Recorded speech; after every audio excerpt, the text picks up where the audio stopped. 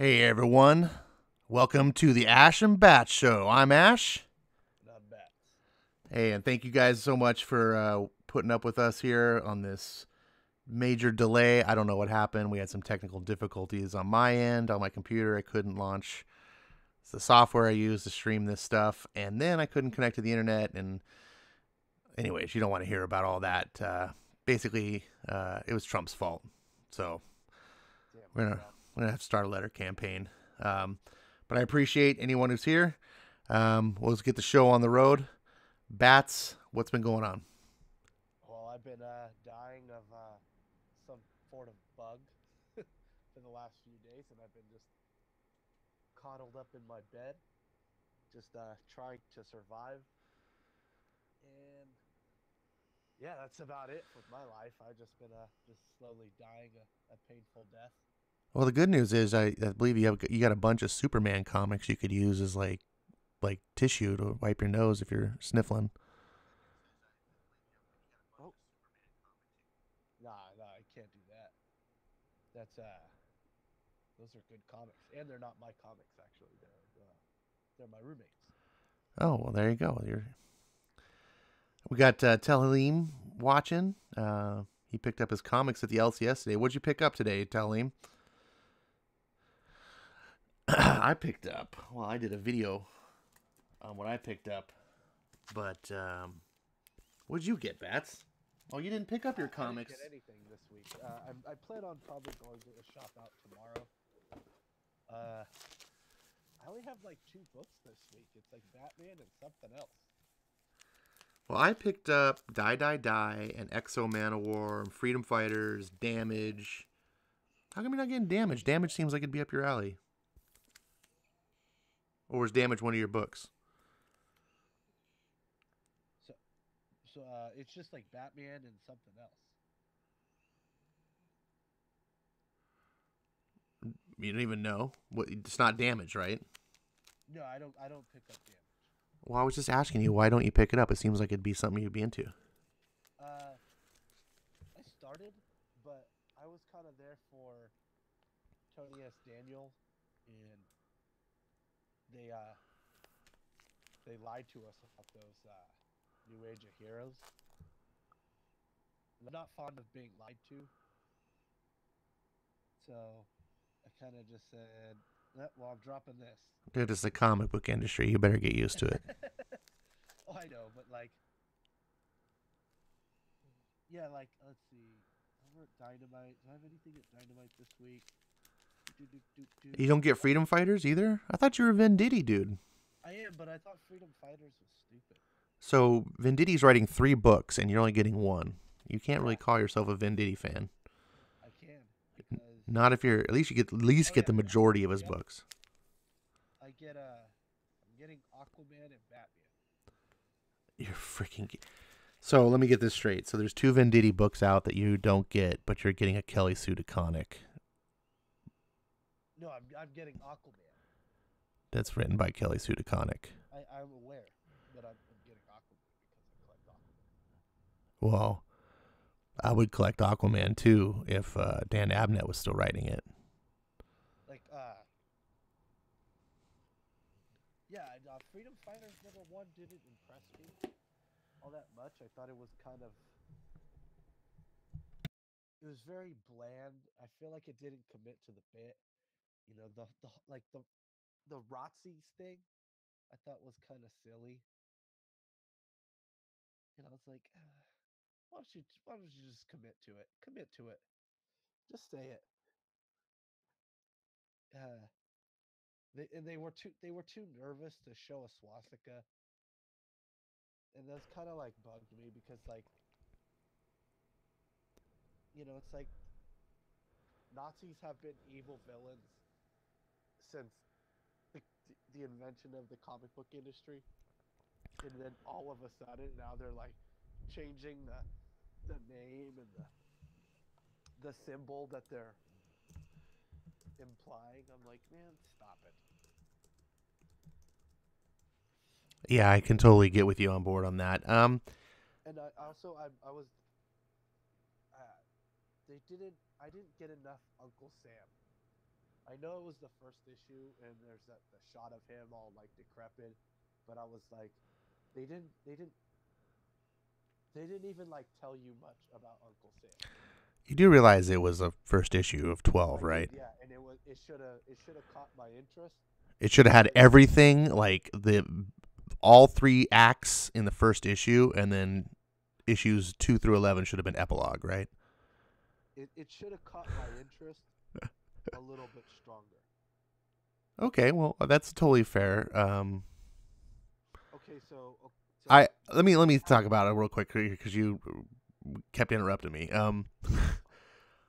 I understand where you're coming from. It's totally fair. Honestly, it didn't really capture my interest that well either. I talked about it in my pull list video today, why I picked up number 2, because number 1, Venditti is like been sold on me as one of the top talents at DC right now. So I think that guy has earned a shot. You know, like if it was a no name, if I didn't know, I was like, I don't know who this guy is, and that was a book, and I picked up the first issue and it didn't interest me, I wouldn't continue. But I'm like, I've seen what Venditti can do. I know he's a talented writer. Just because the first book didn't interest me doesn't mean he's not setting up for something big. I'm going to give him more leeway, if you will. Also, I'm a huge, you may not know about this about me, Bats, but I'm a huge fan of like resistance stories. You know, like Star Wars, you got the Rebellion, and Terminator, you had, you know, the human resistance versus the machines. In the Matrix, you know, the humans versus the machines. But, you know, those type of stories where it's like this like small group is up against the big oppressor. That's something about that type of storyline tickles my fancy. And I also really like alternate history, where they like take, you know, something that happened and say, well, what if this turn of events would have gone on a little bit different? And I'm big on those. So this book is like everything that I would want, you know? So for me personally, and this doesn't mean you have to continue, you might be different, but for me, I was like, it's got all the right ingredients. Like, I got to give it more than just one issue. And I also picked up Martian Manhunter 2, which the first issue I liked, sort of, but I could understand why other people hated it. And the second issue was even better. So I was like, oh, I'm hooked on Martian Manhunter now. I'm going to get the whole series. So I'm hoping that Freedom Fighters does the same thing for me. I was looking at the books this week, and it looks like I have 2 for sure, but then uh, I'm not I'm not 100% sold on Shazam because I went in wanting Billy Batson, instead I got Billy Batson in the family. So that was kind of like, I was like, you didn't read Shazam, right? Shazam is not in my wheelhouse. No. Well, he's I'm a fan of Shazam, but I like Shazam I like Captain Marvel by himself, with the occasional team up with the Shazam family or Marvel family. But a whole book on it just doesn't sit right with me, unless it was called like, Shazam and the Marvel family, or whatever they need to reword it nowadays. And so I'm on the fence whether I'm gonna get number 2. I'll probably look at the last page and see if I'm sold. Hey, Bats, we're getting some feedback in the chat that your audio sounds low. My audio sounds low. Okay, here, let's. How's that? Is that better? Well, it sounds slightly different to me. Maybe if I turn myself down.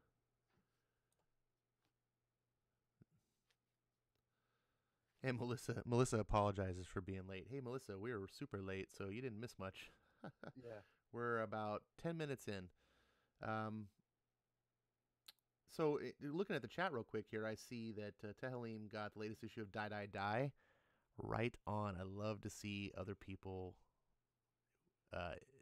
being a fan of that book. I hope you're liking it. I'm hooked on that book.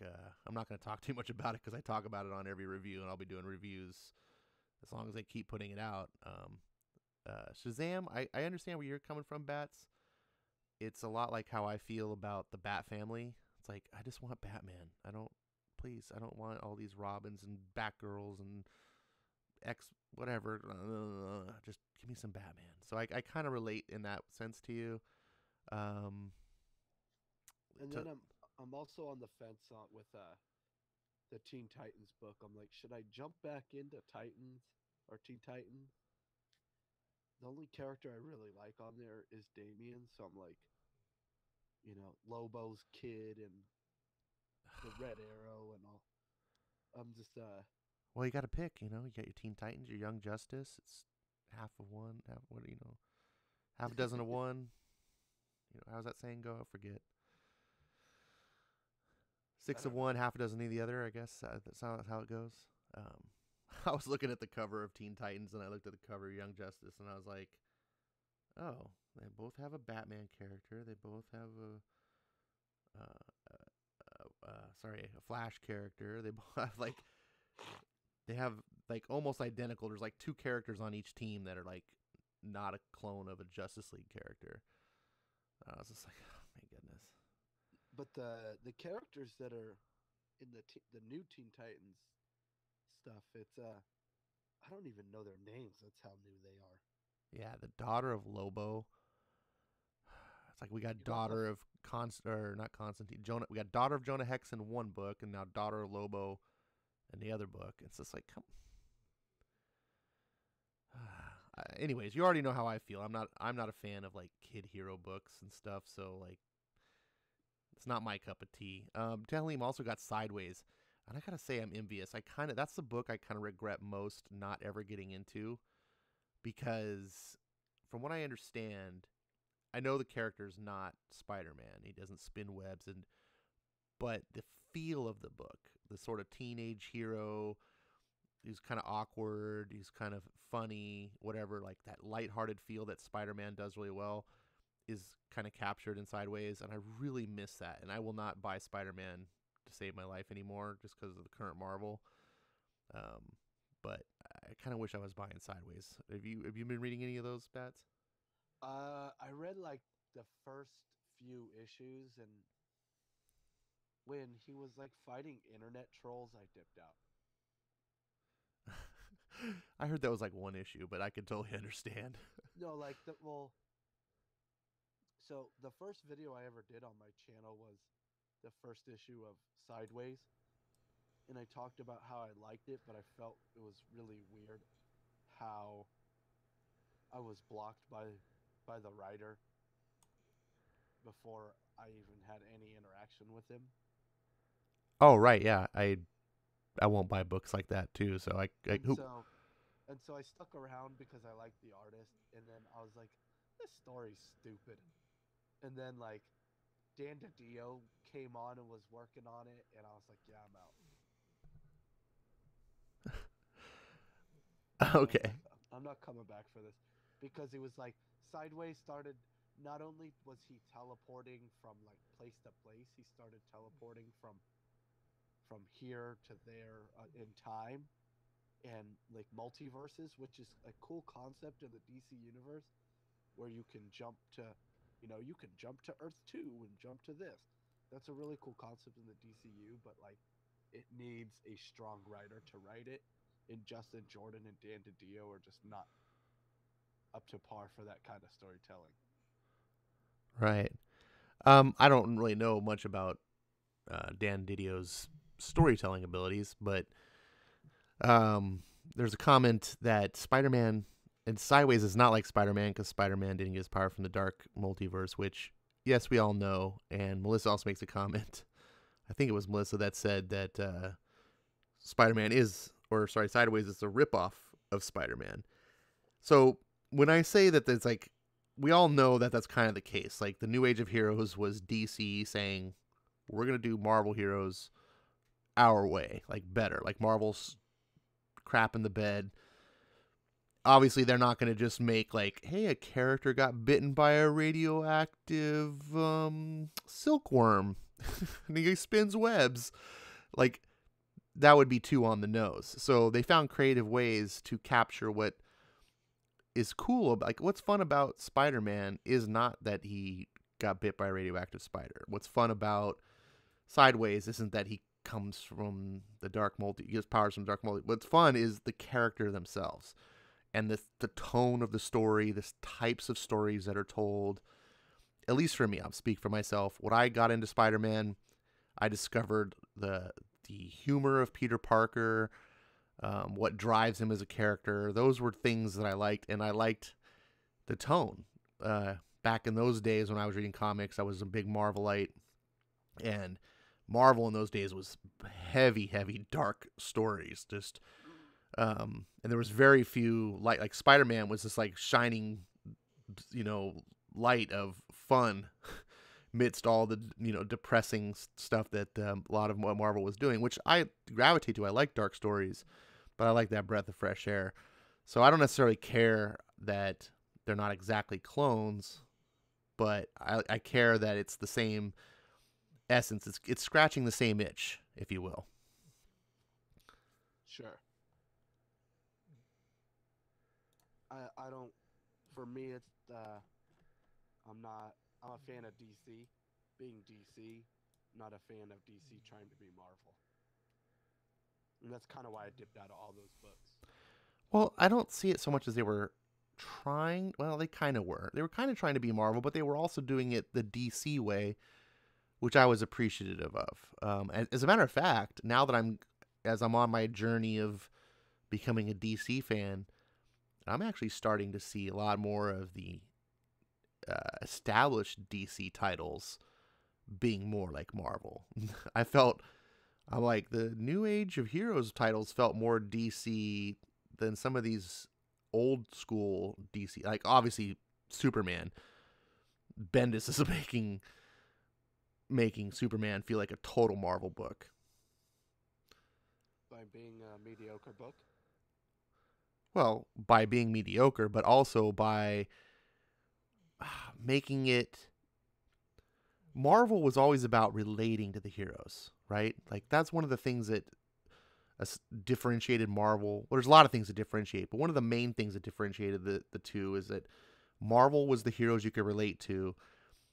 DC were the heroes that you aspired to. Like, you could never be Superman. Even if you could have his powers, no one could ever live up to who he really is. But you can aspire to that. You can say, that's a great role model. I wish I could be that good. Whereas you read a Spider-Man book and you're like, hey, my life's kind of like that. Oh, yeah, I deal with these kind of, bullies. Or, there was so much realism imparted into these stories that you could relate to. And I'm starting to see, like, with Superman, it's all about, like what he's doing with the marriage, and it's just like, it's a modern day thing. I think there's people in real life, I can certainly relate to the whole, like, woman just being like, I'm out of here. I'm going to go live my separate life. See, like, Bendis is instilling all of this real world issues that I'm sure there are people out there that can relate. Like I've said in my reviews a couple times, I think this is kind of actually telling about Bendis's real life and relationships with people. But that's not what Superman should be about, right? It shouldn't be about, like, oh, he's trouble in the marriage, trouble, like, oh, kid, like that internal drama is not what a Superman story. That's, it's like, it's a one more day story in Marvel. Yeah, I still like it. Wow. You know what they say, love is blind. Yeah. So what's going on in Twitter? Twitter. Oh my God. What is going on in Twitter? Every day it's just nonstop SJWs for my feeds. But the big one that's been going on this week that I've just been smacking my head about is that Covington High, the Covington Catholic High thing that's been going on. You been aware of that at all? Oh yeah. Man, this has been driving me nuts. At first I saw it and I was like, oh, some kids, talking some shit to some Native American Indian. Like, the way the story was painted sounded kind of bad.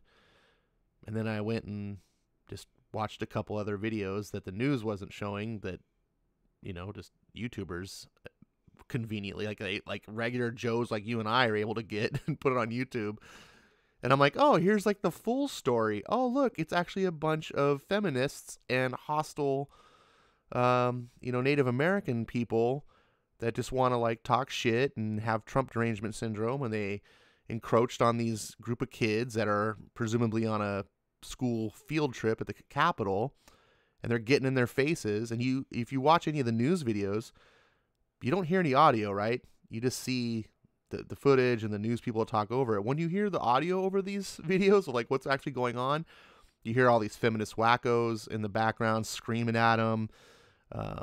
You hear the Native American group guys telling them to go back to Europe and screaming, profanity at them and stuff like. It's just like, and I heard that perspective and I was like, wow, that's shades a whole new light on the picture. Like that these are high school kids, like 15, 16 years old, and they're all boys, and they're behaving this way, like, is remarkable. Like, we should be like commending them that they behaved. And there's actually another video that I saw, the one kid that they like to focus on that like stands in front of the Native American, and they're like, oh, he's got a smirk on his face. And I was like, seeing SJW's punch. First name, but his last name is Sandman. His last name is Sandman?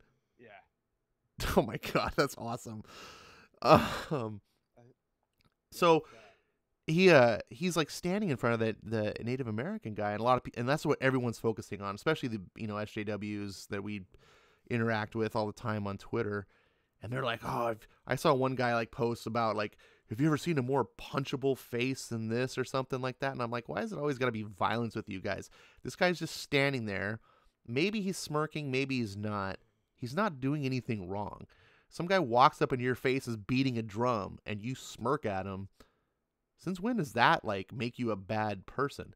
Now you take the greater context and it's like, oh yeah, people are actually screaming profanities at him and telling him, that he's bad for being white. That smirk seems all the better. Like that he's that well composed. I don't know. Like this has been so blown out of proportion, and I know it doesn't really relate to comics, but I picked this topic because this is exactly the same thing that we face in comics with like Comicsgate. It's just a non-comics issue, but it's the same mentality. It's the same lies.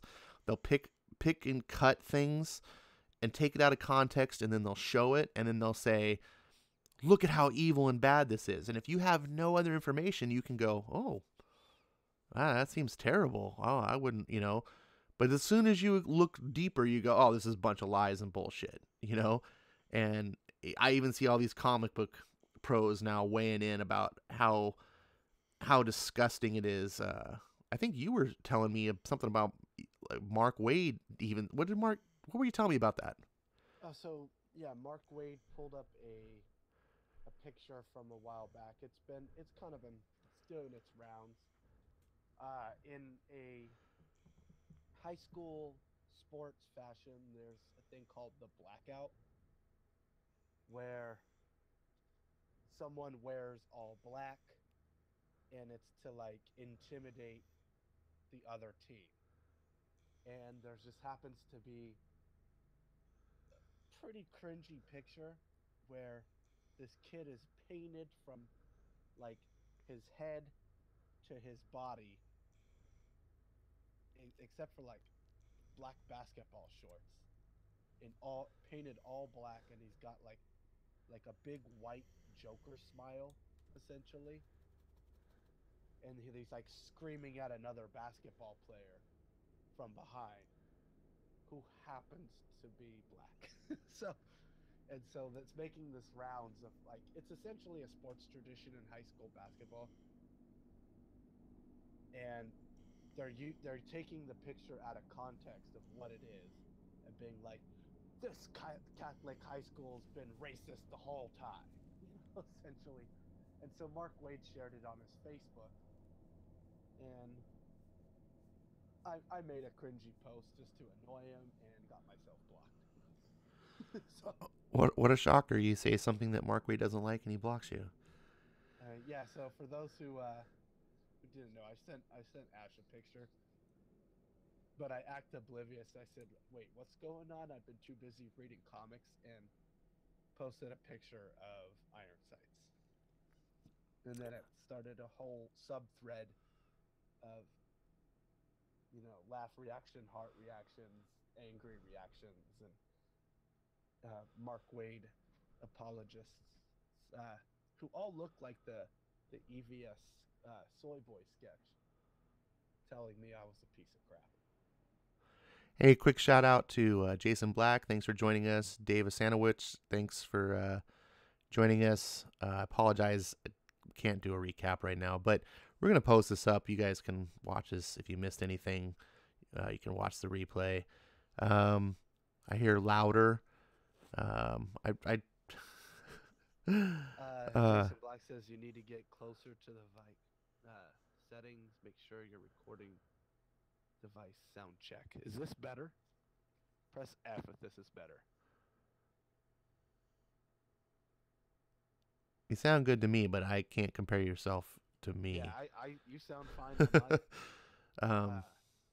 I tried turning myself down, and then everyone said I was too quiet. So I was hoping if I could turn myself down, we could equalize the volume, and then everyone could just turn their master volume to whatever works well. Go ahead, guys, and keep commenting if the sound's not right. We'll try to adjust to make it better. Comic Works, thank you so much for joining. Shout out to you.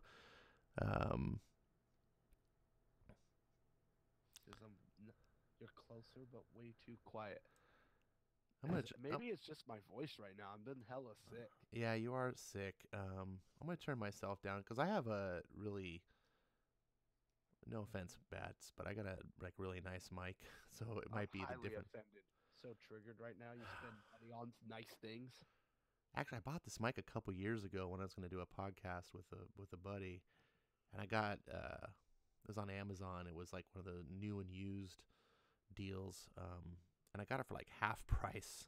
I was like, I got to get this. And then I never did the podcast. And so it sat in a box till just a couple weeks ago. I was like, I'm doing this thing now. I'm going to pull this mic out. I got a better mic than Ethan Van Sciver. It's tight. I bet he cares. I'm sure he doesn't care at all. No, I see the mic. He has the Yeti, the Blue Yeti mic. I got the Blue Yeti Pro. Oh, so, look at you. I know. But that's all I have good. Everything else in my production is ghetto.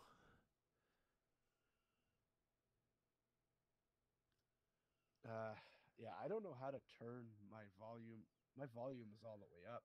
We need to get you a better mic. Are you recording through your phone this time or your computer this time? My computer, but I have my headphones in all like right. I did last time. Yeah, we'll do a better sound check. We had some technical difficulties, guys. We prepped like a half an hour before the show. We were getting ready to do all our stuff so that we could launch on time and be like professionals. And then I had a bunch of technical issues on my side, and then it went like 25 minutes over, so we didn't even have a chance to do a sound check. So I apologize. We're doing this stuff on the fly. I appreciate any understanding, and go ahead and keep commenting. If there's anything we can do to adjust, no hurt on that. What's going on in comics? I think that we've done talking on Twitter. I don't want to harp on the Covington thing. I think everyone in chat probably knows about it, or at least now knows if they come across it and they are interested in more, that there's more to the story. Anything you've been reading in comics that you want to talk about? So, Detective 996. Oh, Anyone yeah. else been reading? That's Tomasi's run. Ooh, boy, man, this guy's gearing up for something great. Tell Bats to yell. Yeah, I think the best thing you can just try to do is not yell, but what if I put the whoa, microphone in my mouth? No. Don't put the microphone in my mouth. That's not helping. That was terrible. We just lost like 5 subs. No, just project your voice a little better. Oh, okay. Well, how's that? Just a little more. Oh man, I'm gonna run out of breath. I could barely breathe. Look, I said a little more, and you like jump 5 levels, like just one stage at a time. So yeah, Detective Comics 996. was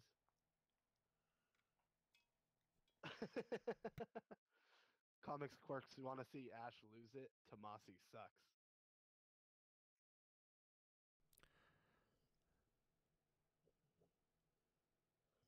I'm losing it. Totally lost it. I don't even know what to say.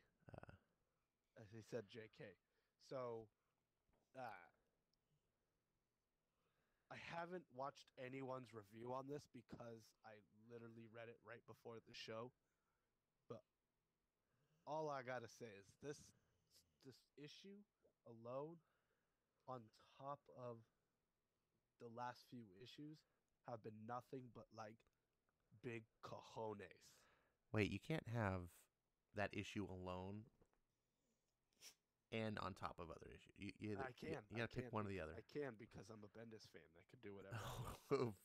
Touche. Go ahead. Yeah, I can do whatever I want. No one will edit me. Touche. So yeah, just 996 alone is just balls. You guys in chat isn't if you guys are in chat that are reading the Detective Comics, chime in on your thoughts so far. Go ahead and continue, Bats. What got my my Bat Geek on is the panel where Kaido Ken goes to threaten him and Batman just goes, "Just bring it." Yeah.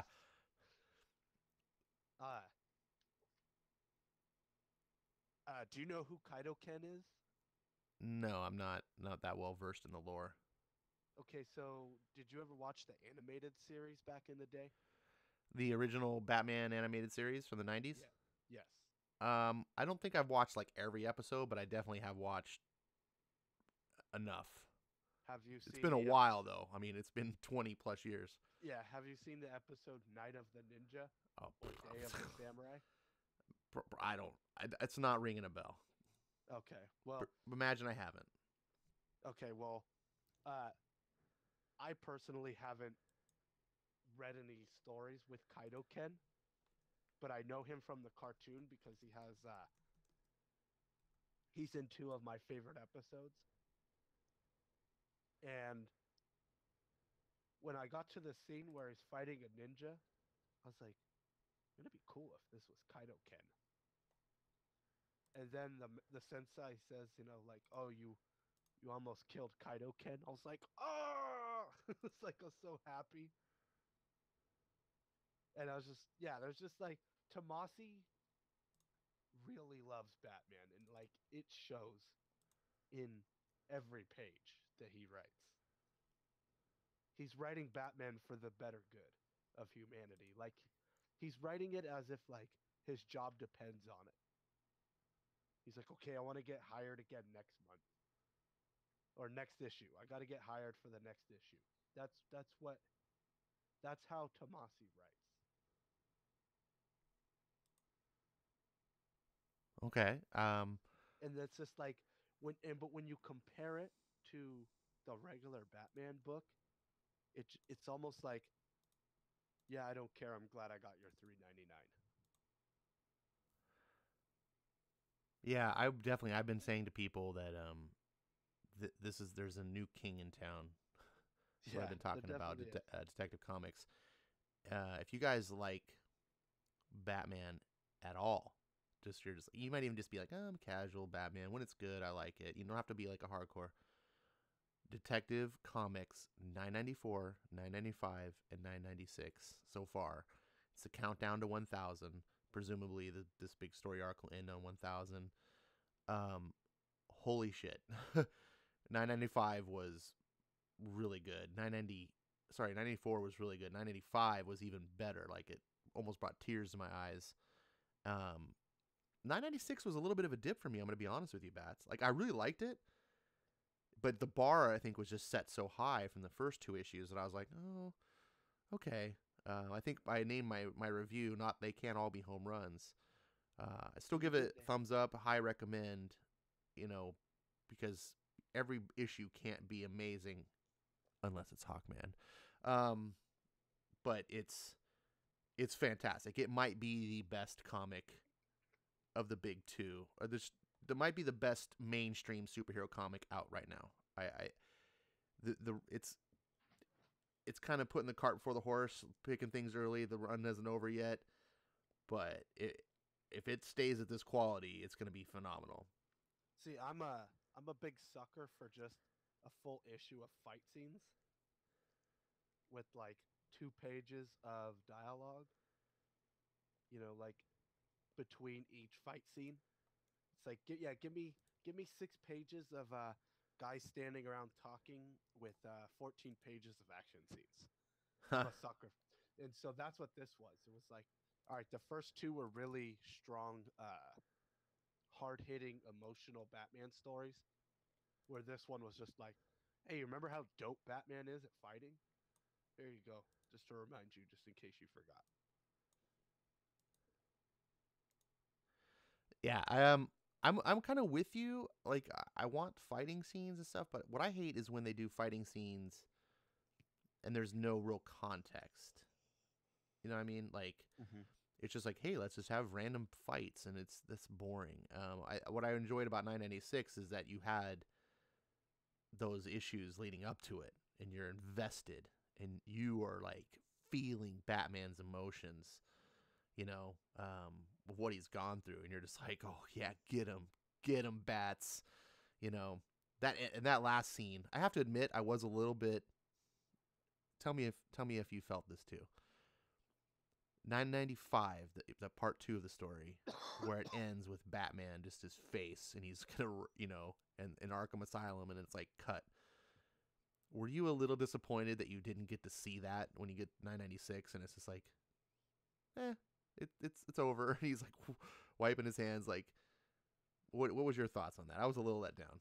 I was too, but then I was like, I've been saying for years, Tomasi can make anything work, Yeah, and it definitely wasn't a deal breaker. Like, it didn't ruin the comic at all no, for yeah, me. But I was a little bit like, oh, right, yeah. When I turn the page and it says mythology, see Paris and die.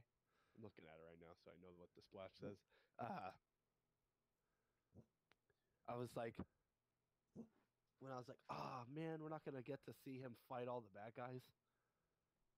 Well, whatever is to come next is gonna be way better than like a 5 to 10 page, you know, filler of him beating dudes up. And it was for me. Like it like hit a bunch of Batman mythos all in so many pages. Like, it's like he's got conflict with Robin and he's trying to fix that. Oh, he's being a detective and a master of disguise. He's reconnecting with members of his past, and then there's a freaking monster shows up. They start fighting it. Then he goes and climbs up a freaking, like, I don't know if you noticed it or not. You're Mister I love the Nolan verse. Did you notice when he reached the top of that ice mountain? There's the blue flower. yeah, yeah. No, I was. Oh man, I was jazzed. I was like, oh, this is so. Right, and then it was a lot of little nods to the Batman Begins with bringing in Henry Ducard, Oh, I loved it. I loved it. right? Uh, who is not Ra's al Ghul because Nolan is an idiot. No one's not an idiot. Just His because he has to change some things to fit his three his, his two-hour crappy movies, and you his can't crappy have narrative. 80 years of Batman in three 2-hour movies. He wasn't trying hard enough.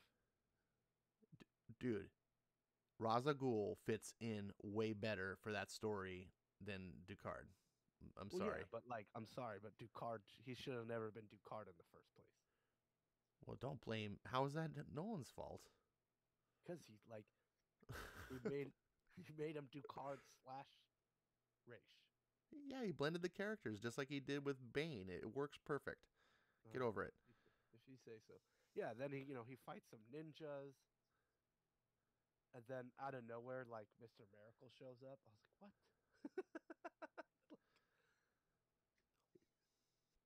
So yeah, it's it was just fantastic. It was a fantastic issue. Probably better than that Hawkman book. better than the Hawkman book? Are you? All right, now we're gonna have to bring up Hawkman. So what I want to talk about this week in comics is Hawkman. I'm about to publish on YouTube. I did a new video that I don't know what to call him. I'm just calling him like comic advocacy or something like that. Or I think I'm calling it advocating for Hawkman. And the whole point of the book is, or the book, sorry, the whole point of the video is not to necessarily review a book, but to talk about something that I like and explain why I like it and maybe why you should like it if you're not reading it. So I talk plenty in that video. I could go on forever, as you guys well know. But I am a newcomer to Hawkman. Like, I recently just hadn't read a Hawkman book to save my life. I've never read Hawkman, and I always thought he was a dumb character. But because I got convinced about Robert Venditti, about him being such an amazing comic book writer, and people are talking about this book, I was like, you know what? I am going to break outside of my bias. I'm going to break outside of my prejudice, and I'm going to be open-minded and give something a shot, and I'm not going to just judge a book by its cover. And I read the Hawkman series, and I got to tell you, it is fan-freaking-tastic.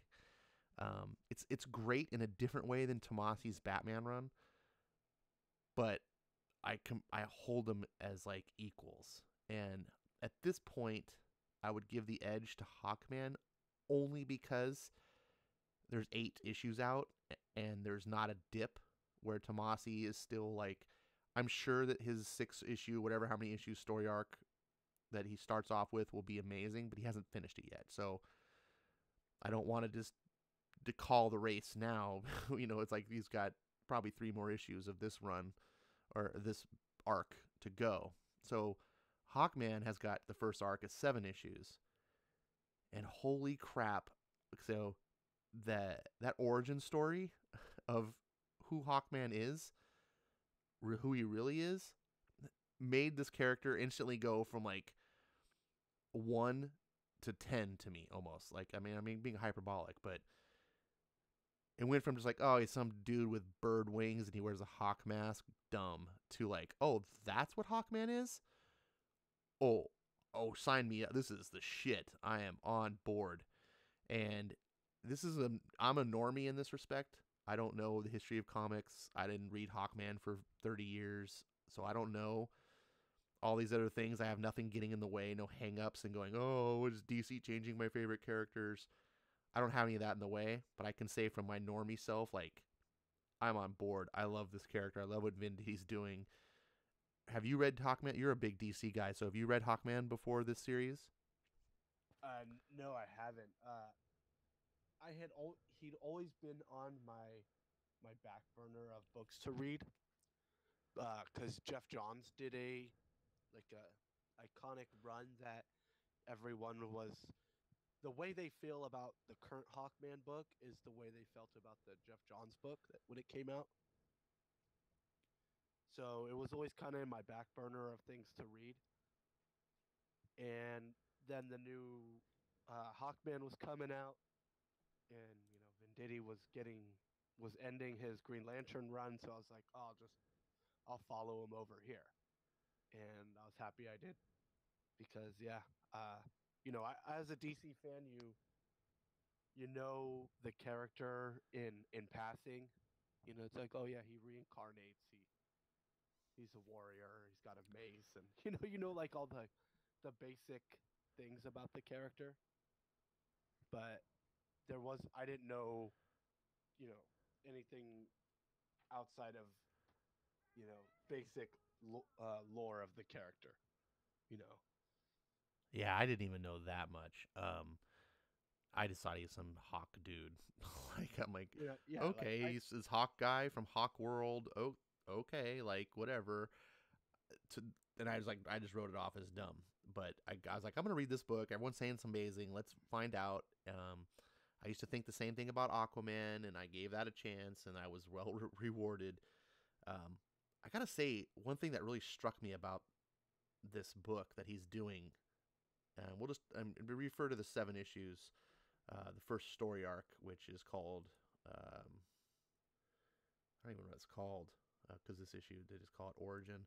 Um, what really struck me about this, aside from the mythology, which they knock it out of the park with the mythology and who Hawkman is and all this stuff, Awakenings, that's what the story arc's called, is this girl, uh, which I've immediately forgotten her name because it's not like uh, a normal name. Do you remember her name?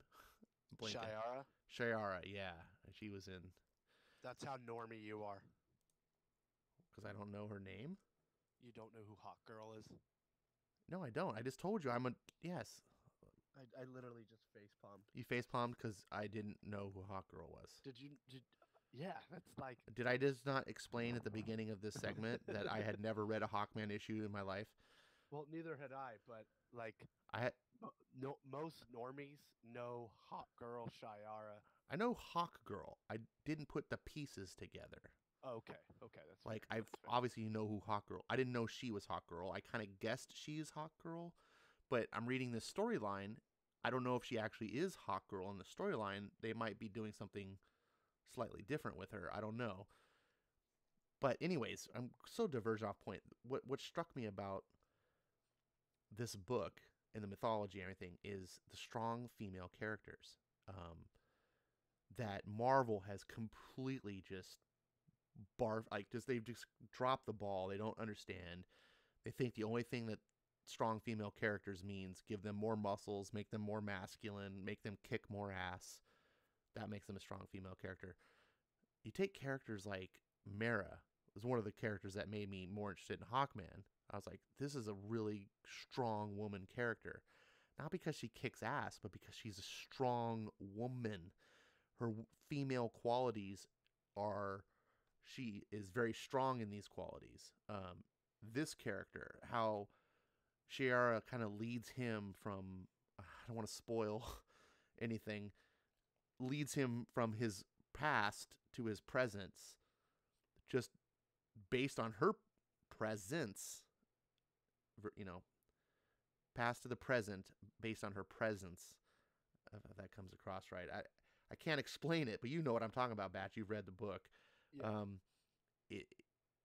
I'm this firm believer, like this idea that behind every great man is a greater woman, and in order for a woman to be that, there's this feminine strength that they have to possess, and no amount of ass whooping is going to make a man stronger, right?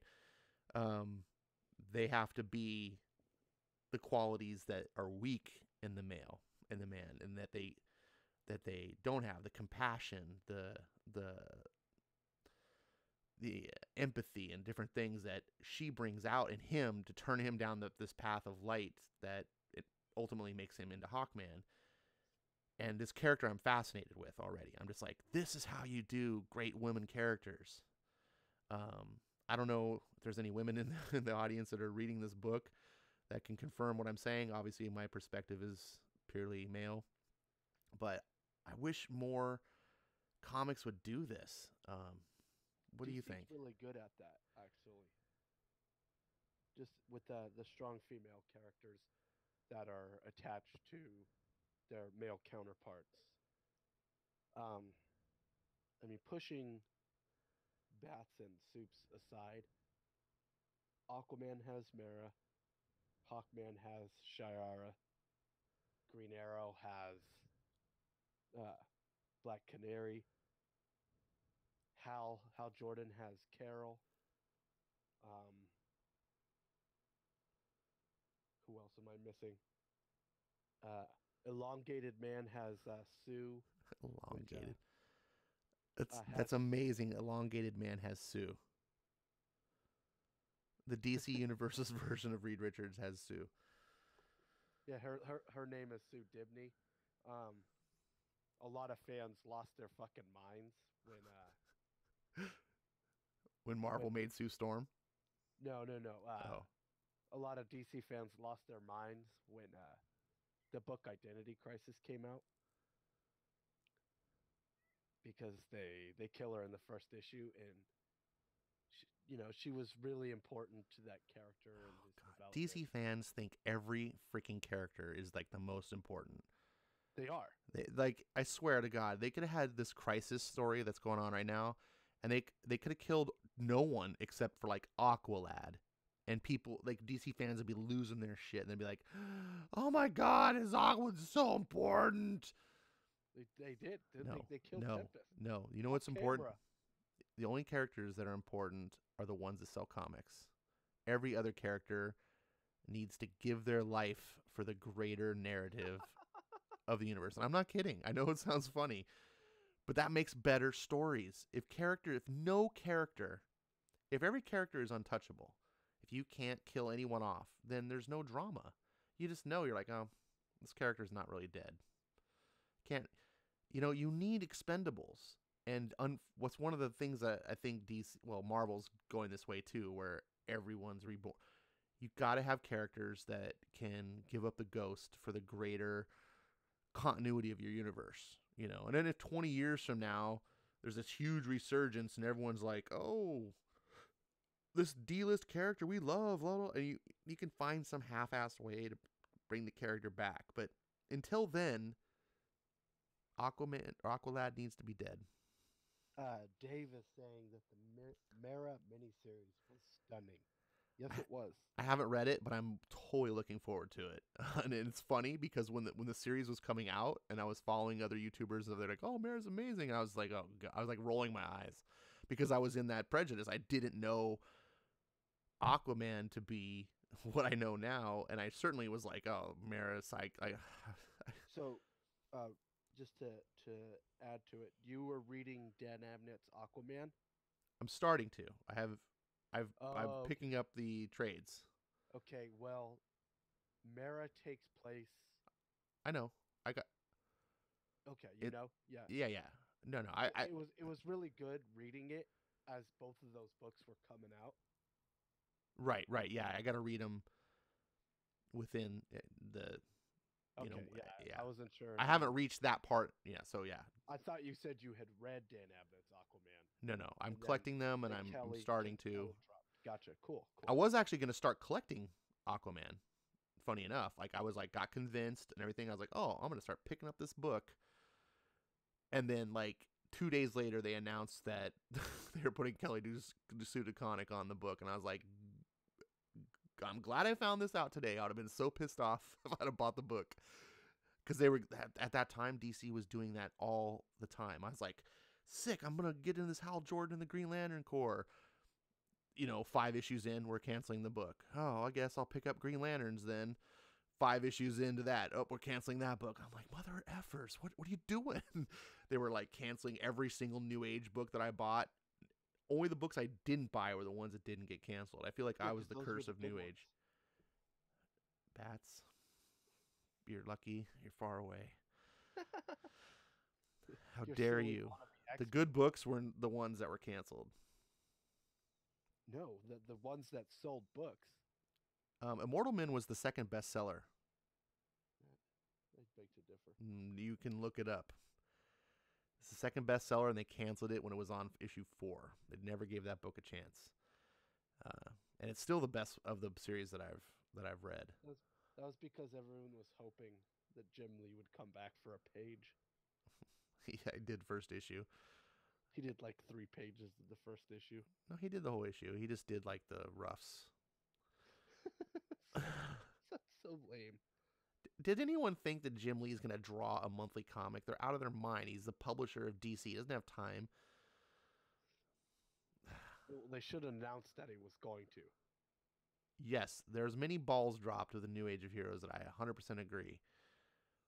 But ultimately, when you're buying comics, my personal take on this is when you're buying comics, are you enjoying them? Speaking Not of, are you hung up on the outrage of like, oh my God, my artist that you told me was going to be on here is not on here. Yes, but is the other artist okay and is the book good? It doesn't matter. Like, that annoyed me.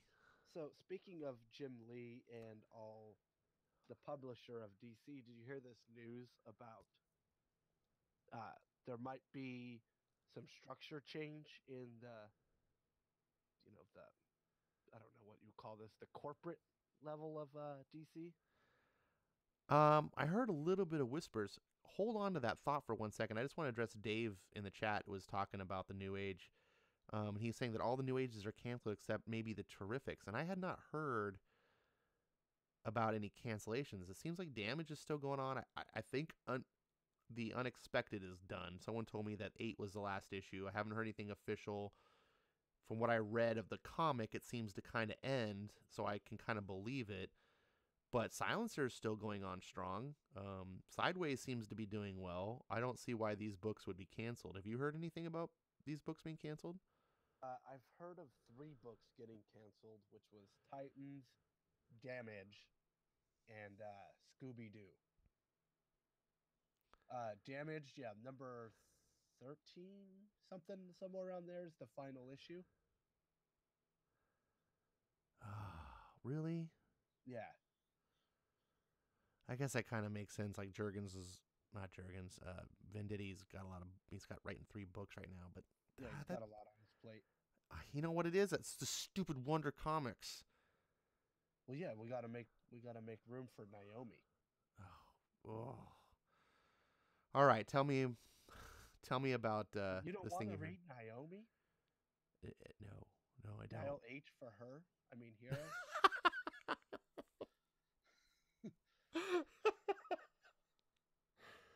Oh my God. Okay, since we're in a tangent, did you see I think you might have missed because you were sick. The thing that just came on Twitter, with the Wonder Twins comic. Mm-hmm. Did you hear anything about this? I did not know. Okay, so someone posted. I'm gonna try to find it real quick. Wonder Twins. Gosh, where do I get my moments? Someone here it is. It's not that big. I got it on the screen right now. So this was by Perch, who is someone I follow on Twitter. He's a good person to follow. He's a retailer. He says this was sort of a weird thing to have explained today. Wonder Comics was billed as all ages, which some took to mean YA. That's not what they said. I mean, the articles written about this are going to make such a much bigger deal about it than it is, but still, weird day. And what he's commenting on, he's got this picture, and you can see these kids, because, Wonder Twins are their kids, and they talk about this planet or whatever that they're from, and there's some narration that says, driven with thunderlust.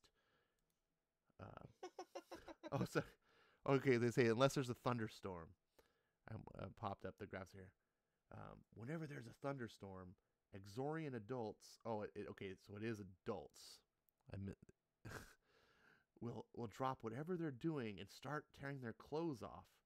And then it shows big orgy sex scene. Driven with thunderlust, Exorians writhe together, bonded into a single rhythm with the night. And it shows them. That's sexy. Men become women, women become animals, and the night throbs with their pleasure. That's hot. And you can see the graphic on the screen here. And I'm just like, what the literal F? I like the SJW at the top left going, what the hell is going on? Look at the lower left panel and like those kids' faces. That's the faces of the kids reading this comic. Like, what is DC doing? This is what I thought Wonder Comics was supposed to be like the light, like, hey, we're going to aim towards like 13-year-olds again and be fun. And well, if you can see, Patrick Zurcher's having a good time over there in his red spandex. Just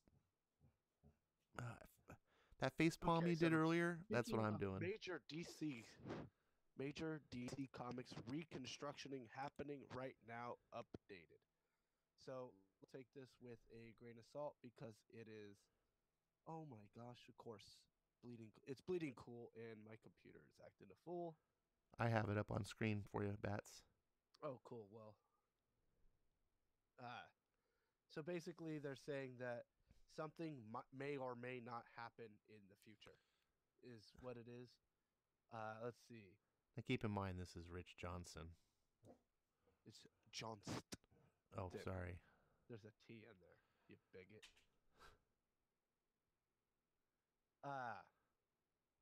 Okay, so the article goes to say DC has also started creating books for Walmart, Target, hired major names from rival publishers, expanded all ages, the young adult line, started a DC Universe app, started and installed an imprint black label.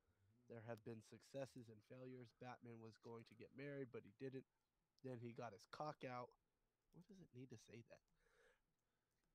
And then he goes, oh, and they have a Jesus comic now.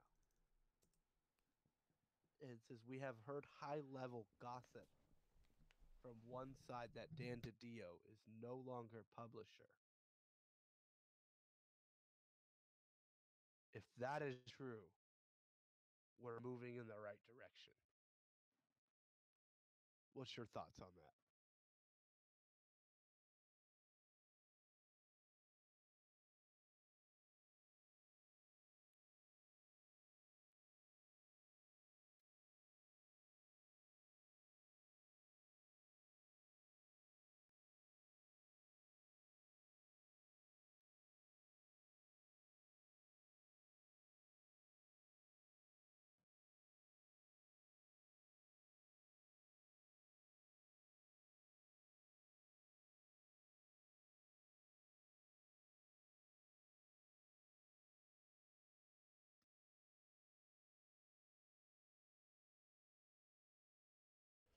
What's our silence? Hello, can you hear me? Can you hear What me? happened? Yes, what happened? I typed you. Ladies and gentlemen, we run nothing but a professional programming here. Apparently, my partner didn't get the message that I sent him. Oh, yeah, sorry, I had multiple screams going. I had a feeling this was going to happen. Oh yeah, I went and asked for your input, and then there was silence.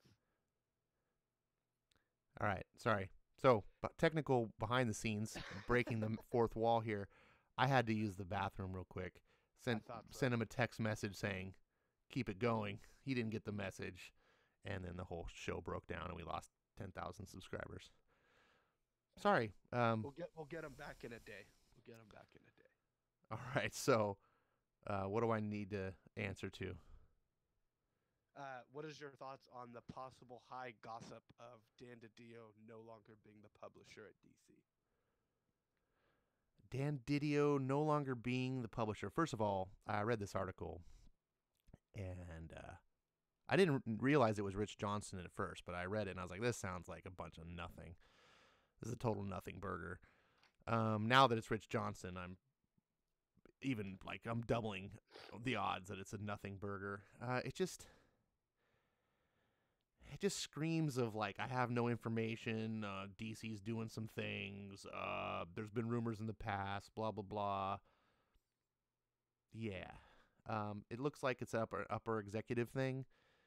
And the only thing I might give credit to is this actually being some sort of journalism is that they connected the dots between DC and Warner Brothers as far as like how the two companies interact together at the upper executive level. And it looks like people at that level lost some jobs. But when it comes to comics, there's nothing here in this article to lead me to believe that there's anything going on with any like editorial jobs. But if we want to entertain this rumor, part of me is like, oh yeah, Dan DiDio gone, but then the other part of me is like, yeah, but what happens? Who replaces him? You know, it's one thing to say like get rid of DiDio, but you know, it's like when people wanted Joe Quesada gone, guess who replaced him? You know, it was like, oh, sometimes better the devil you know. Yeah, I remember it was, who was it? It was Bill Jemas and I think it was Quesada. And everyone's like, you got to get rid of Bill Jemas. You got to get rid of Bill Jemas.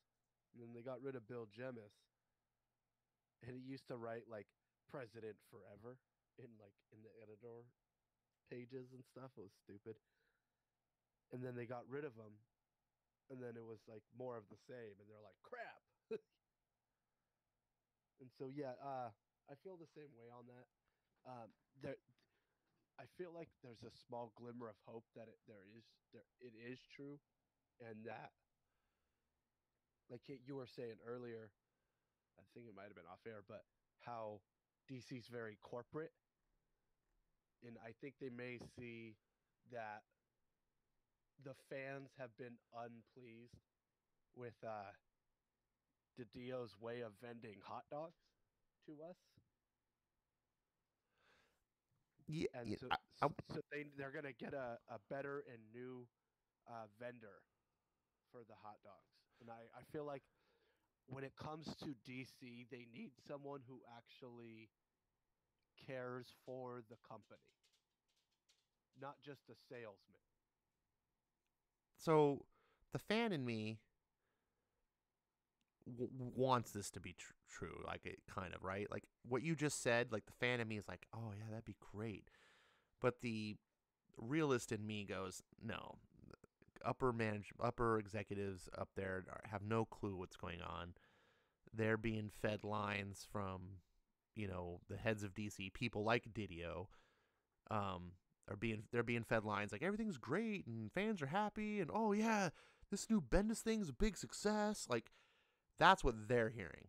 Like big upper executives, they don't put their ear to the front line where we are as consumers to hear our complaints and to know really they don't have a pulse on things.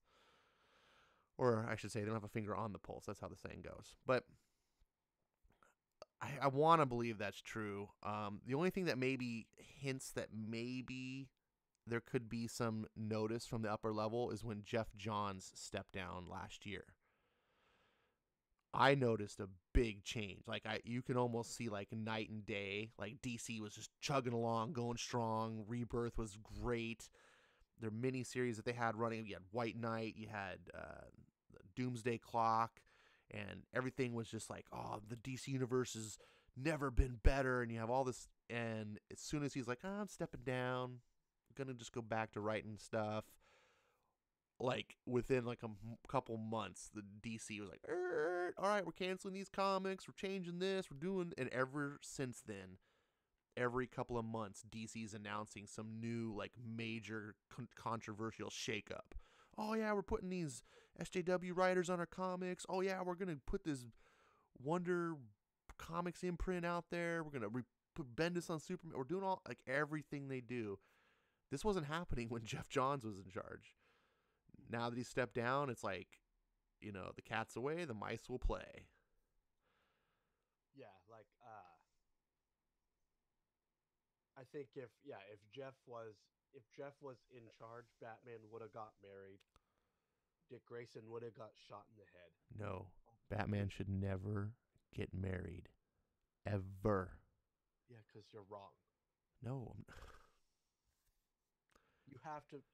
No, you don't. You're always complaining that like characters don't evolve. The only way to evolve Batman's character is to marry him.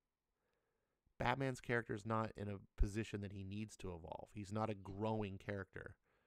I complained about Robin not evolving because he was a sidekick.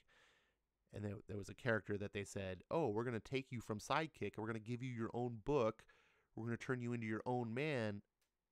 Okay, evolve him now. Batman has evolved, and Batman is arguably at the right slice in his time, existence of that he's the most interesting. If you're gonna marry Batman off, you do it the way Christopher Nolan did. I hate to be, you're gonna cringe right now. I say that, but that's one of the reasons I liked that storyline so much, because Nolan was like, look, my story's over. I can let Batman have a marriage and do all this stuff because it's over.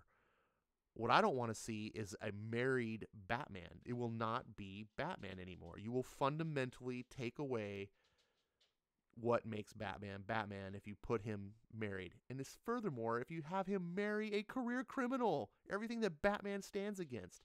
What makes Batman and Catwoman interesting, and I admit they're highly interesting, is the forbidden fruit, the forbidden love. That is what makes that relationship work, right? And that's what makes it alluring, and I love having that. But as soon as you just get married happily ever after, I'm tuned out. I'm like, whatever. Melissa says what I was gonna say. Golden Age Batman, aka Earth 2, marries Catwoman. Yes, and Golden Age Batman had a gun. In that, guess what? That character evolved. He had a daughter. You with fucking. he had a daughter with her. And did you read Batman Annual 2 by Tom King? No. Okay. Read that comic. That could be next week's comic club. I don't like annuals. Such a Marvel noob. No, I don't read annuals because they're not like the annuals when I was a young pup reading comics. Annuals were something special. They were like, yeah, annual. Now they're just like, hey, it's an excuse to sell a more expensive book with a bunch of junk. Well, this one is actually one of the best things Tom King's ever written in his entire career. Okay, well then it's an exception. I'll allow for that. It's called, I believe the name was First Nights and Last Rites. Might be First Dates and Last Rites. But it's the story from the beginning of Batman and Catwoman's love to the end of Catwoman and Batman's love. And it does these time jumps back and forth. And it's so good. Like, you can go back and, like, you can YouTube Batman Annual number 2, and you'll just see nothing but, like, raving reviews for it. It is so good. Okay, And so I'm not surprised that it could be good. What I'm getting at is that Tom King showed us them married. Yes, for one issue. And it needs to get there. It has to get there. Did you like Dark Knight Returns? No. Then you just lost all credibility for whatever you say about Batman. No, it's not true. Sure it is. I like better Batman books. There are better Batman books? Yeah. No. Yes, there are. No. There's only one better Batman book, and it was written by Frank Miller. Oh, stop it. That's like it is. That's like saying, do you like Spider-Man? Yes. It's like, then you should read the Todd McFarlane one. It's like there's so many better Spider-Man stories. Well, there are better. Todd McFarlane's not a very good writer. That's the same. Frank Miller is a legend. He reinvented Batman for the ages. His Batman has been the definitive Batman. He finally gave DC something to like sink their hooks into and say, okay, finally we have something to settle on and make Batman. I see. Me and many other Batman fans disagree.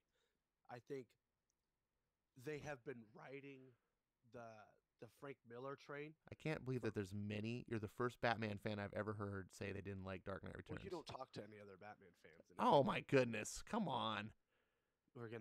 No, you can't. You're not allowed to talk to other Batman fans because they're wrong. I'm only allowed to. This is a crazy marriage.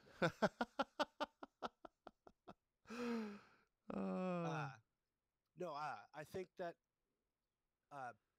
that DC as well as Warner Brothers have been riding the Frank Miller train for far too long, and it's time to put the train to rest. It's done. It's over. Stop it. No. You are a youngster. No. And who doesn't respect read more Batman than anyone I know. That don't respect the master. Frank Miller. Chuck Dixon is the master. No, Chuck Dixon is not. He's never written anything if you could take the top 10 stories that Frank Miller ever wrote and just throw them away, and he still would never have written anything as good as Frank Miller.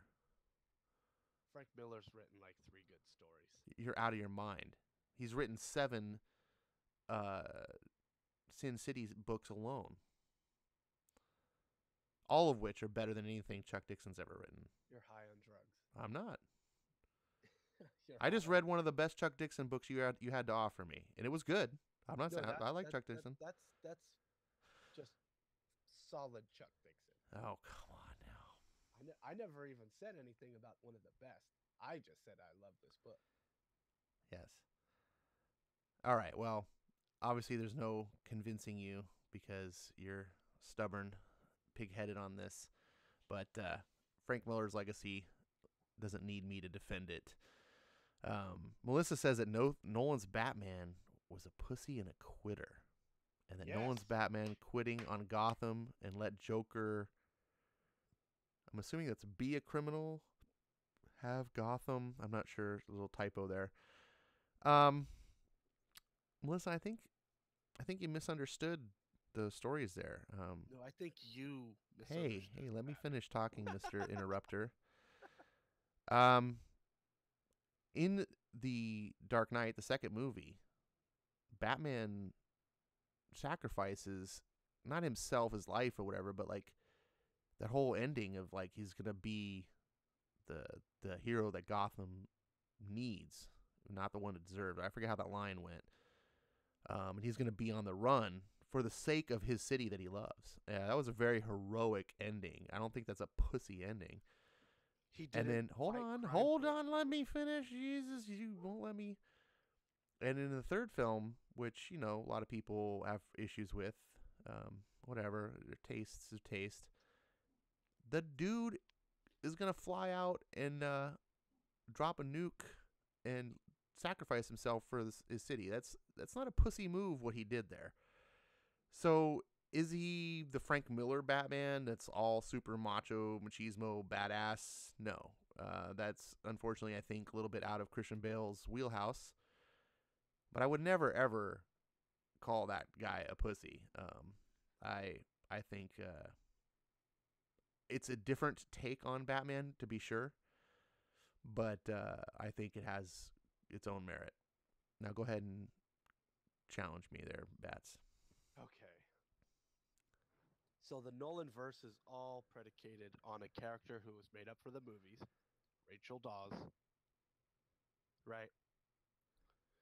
Batman goes and he gets slapped in the face a few times by this girl that he knew as a kid. He didn't have much interaction with her other than, you know, she worked at his parents' house. And then he runs off and he learns some tricks in the city, or he goes and runs off and learns some things around the world. Comes back, he's gonna shoot this guy. She slaps him in the face a few times. Then he runs away again after chucking a gun in the ocean. And then he comes back and he's a douchebag, and then reveals his secret identity to her subtly. And then Batman shows up. And then he says it again. He says that line, "It's not what we do, but it's underneath," or whatever fudge. And he's squishing his face. What we do? It's like, shut up, Christian Bale, you suck. It's what we do that defines us. Yeah, that is so silly and goofy. That's a great line, by the way. It is true. What we do defines us. Yeah, and so anyway, he cheese balls out, and then he does the most un-Batman thing where he's just like, "Oh, I won't kill you, but I don't have to save you." Oh, I'm sorry, but that's not how the Batman works. The Batman saves you even though you're a degenerate loser, and then ties you up with a rope and puts a post-it note on your thing that says, the little bat symbol on it. Leaves you for the police. Mm-hmm. And then in the second film... Wait a second. That's your Batman. Telelim writes in the chat, 80s Batman practically let Joker die without keeping to his no-kill rule. That's dark edgelord Batman. And then, so in the second film... Well, you're not going to address that? Like, Batman is not consistent, let's say, over the entire DC universe. Like you're hard and fast on this one take that you like best about Batman and insist that that's the way that it has to be without That first one that addressing that DC's got multiple Earths, that they all have different Batmen, right? And then third, acknowledging that the Nolan verse is just another. It's essentially an Elseworlds. It's not the comic Batman. It's Nolan's take on how Batman could have been. well, it's weak. But it's not weak. You're just, because the only reason you're seeing it as weak is because it's not the way the cookie cutter doesn't fit in that hole that I insist it fit in. It no What's other. weak about it is you're not letting me finish. You're okay. You're right. So the second film, the said made up character for the story, Rachel Dawes, dies. Batman then quits. Batman in no iteration ever quits. Right? Well, And then except for the time where he was missing for 10 years, The Dark Knight Returns. that's getting to my point. Okay, go ahead. Right? So let's call it DKR. The third film, DKR. You know, because we got our choo-choo down this Frank Miller train, and let's just crash this train I love that into train. oblivion. Let's crash this train into oblivion by having Batman commit suicide, and then having All aboard. Alfred being delusional at the end, seeing his dead friend. Like, what is that's not Batman? Like, Batman does not quit and stop being Batman. Yeah, I did have a little, to be fair, and I will always be honest. Because the ending of the second film, he's like, you know, as you stated, he was on the run, and right. Well, he's not on the run if he just stops. You know, Well, he wasn't on the run for the third film because there was no one to be on the run from anymore because Bane had taken over what would have Gotham. been a better film is that the cops are now after him while he's still trying to be Batman. Well, that I can't argue that that wouldn't have possibly made a good film. Nolan had 3 films that he wanted to make, and he made 3 good films. Are there other potential good films that he could have made? Sure.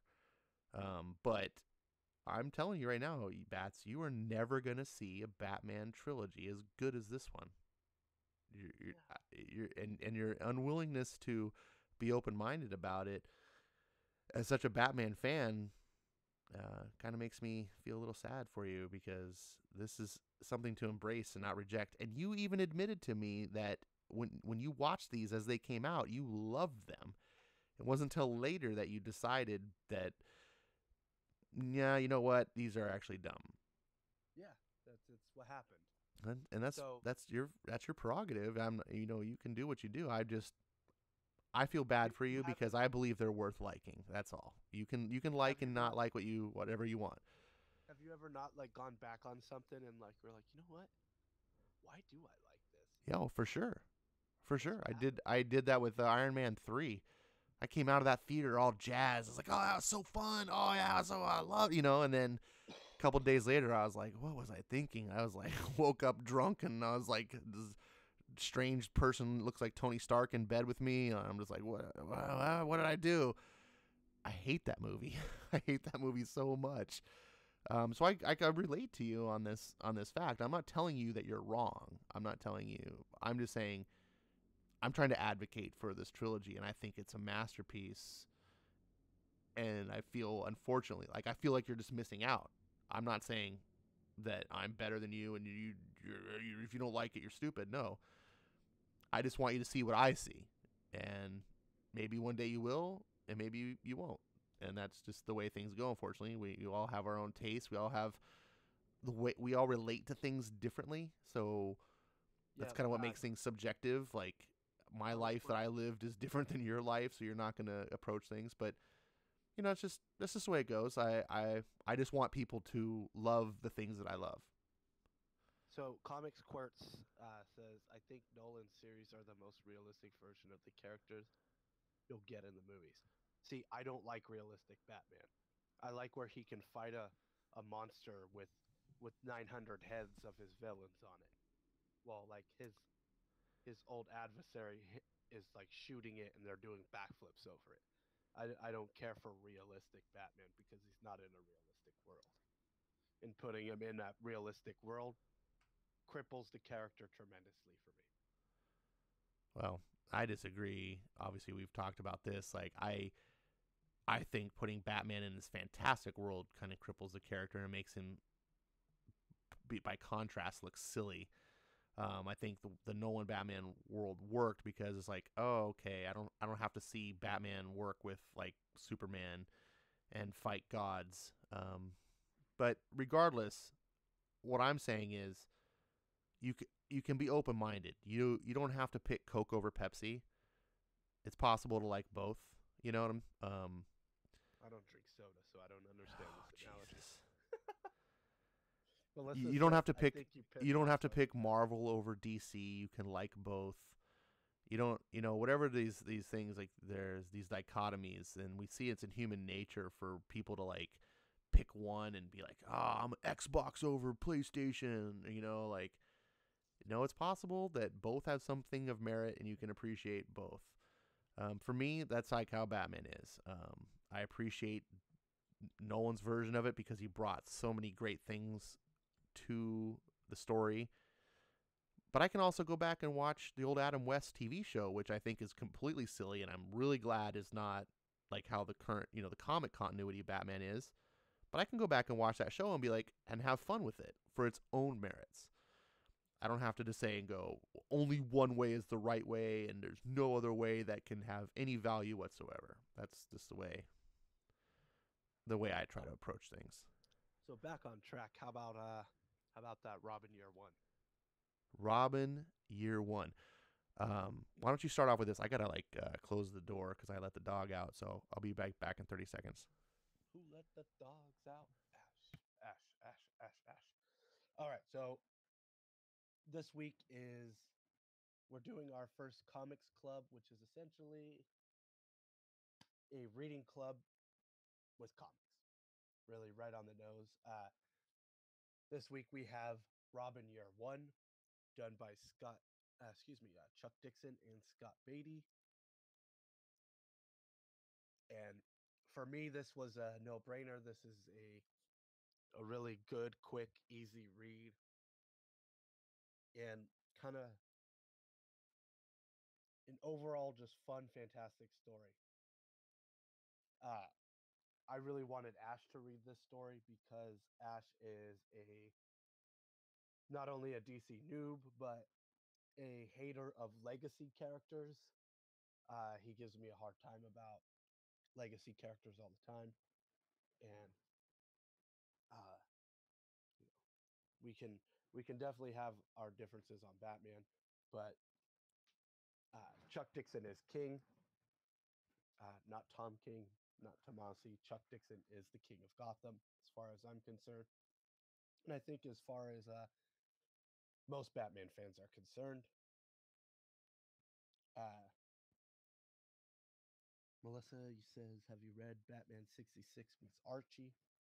I got the first two issues. I wasn't too impressed, and I just didn't feel like I needed to stay on that. Did it pick up after the second issue? So, I'm back, by the way. okay, cool. So yeah, I just kind of gave a rundown of the book, the creators, why we picked the book, and so yeah, what were your since you're the one who's first time reading it, what was your thoughts? Well, I'm trying to bring it up on the screen right now. Let's see. That's the wrong. Too many windows. I gotta get better at doing this. Too many windows. Oh yeah, I can't. Chrome won't go full screen. Stupid Chrome. All right.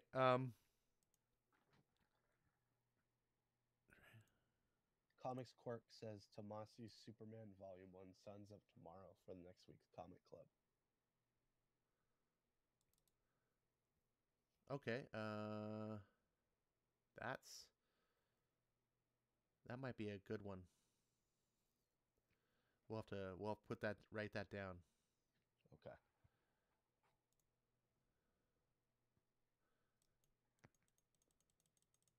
It's not transitioning live. Oh, you're killing. Oh, wait, there we go.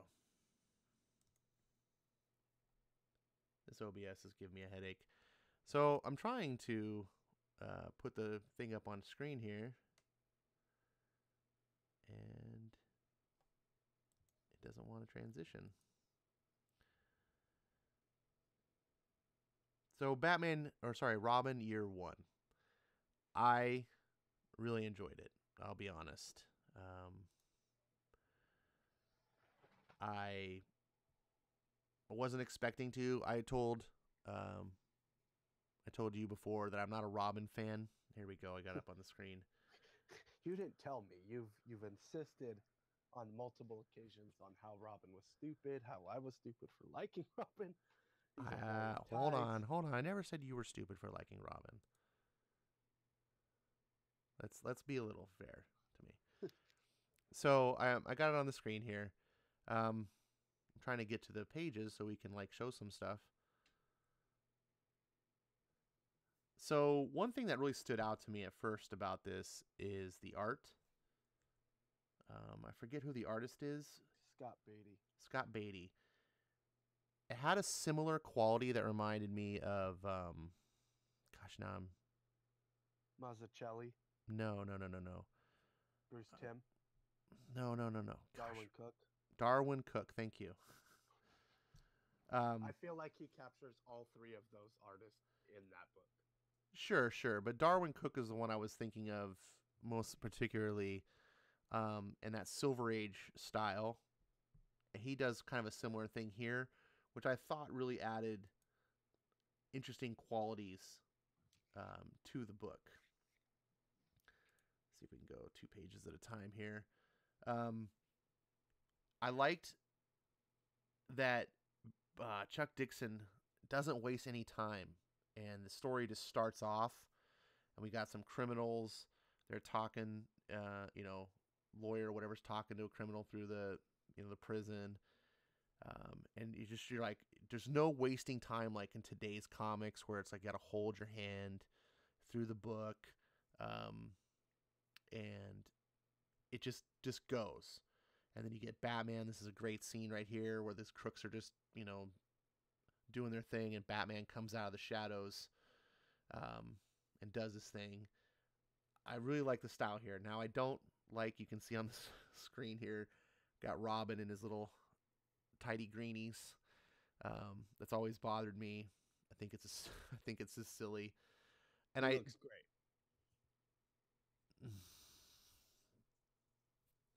Okay. But the character I thought was very strong.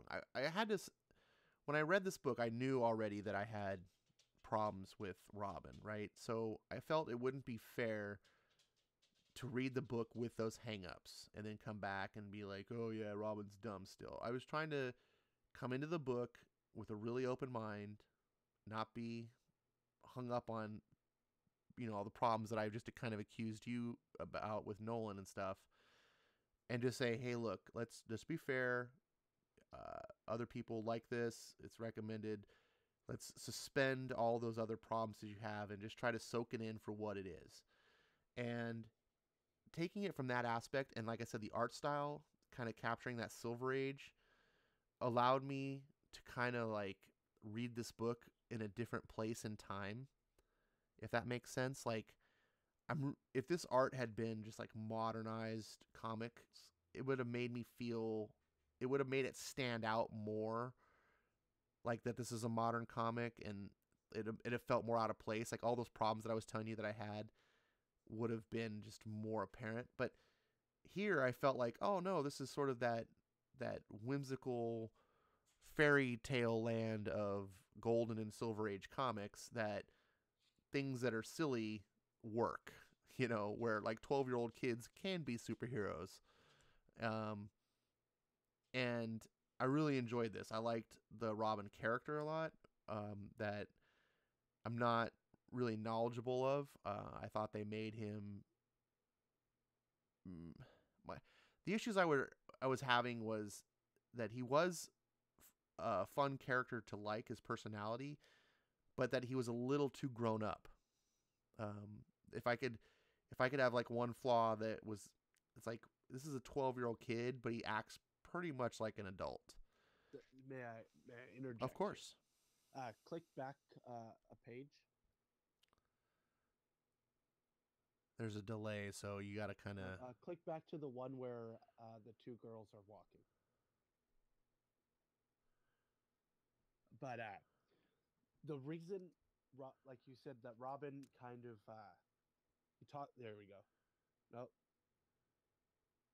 Next one over.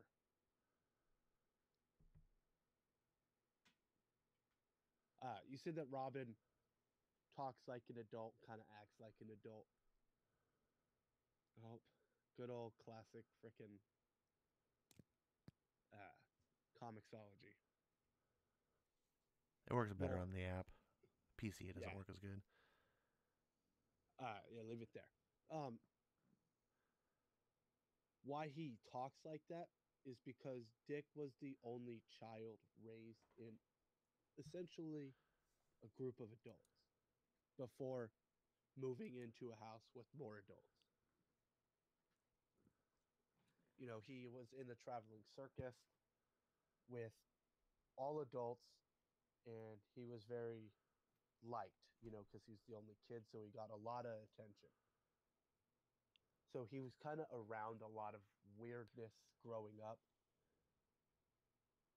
with, you see where I'm getting at, like Yes, I very much he had do. I get your point. I'm I not don't know trying how to. to convey it right, but I know. I 100% actually. I'm following you, and that actually makes sense. I hadn't really gotten to my point well enough. I think to because I think I'm on the same board with you. I get that. Also, Melissa says, does Robin Year One take place after Batman Year One? Yes, yes. absolutely. Batman Year One is Uh, literally Batman's first year as a crime fighter. I highly recommend it. I think it's like my favorite Batman story ever. It might be my favorite comic book story ever. Highly recommend Batman Year One. Even if you read it 20 years ago, read it again to remember. Did it? To follow up on that, Robin Year One is Batman Year Three, which is also a book called Batman Year Three by Marv Wolfman. Oh, That's also pretty much subtle changes, but essentially a Nightwing flashing back to Robin storyline. that's pretty cool. I did not know. I did not know that little piece of trivia. Thank you for that. You're welcome. Did anyone in chat? We didn't. We announced this last week that this was going to be our book. Did anyone of you guys read it along with us to talk about it? Because I really would like to involve anyone who did read the book, because that's kind of the part of this whole comic club is like not just for us to read the book, but you guys too, and see what you thought. Did you like it? What your takeaways were? Maybe eventually, as we get better at doing this, bring people, a select people like up onto the hangouts with us that can talk about it, and not just have to type chat, but baby steps.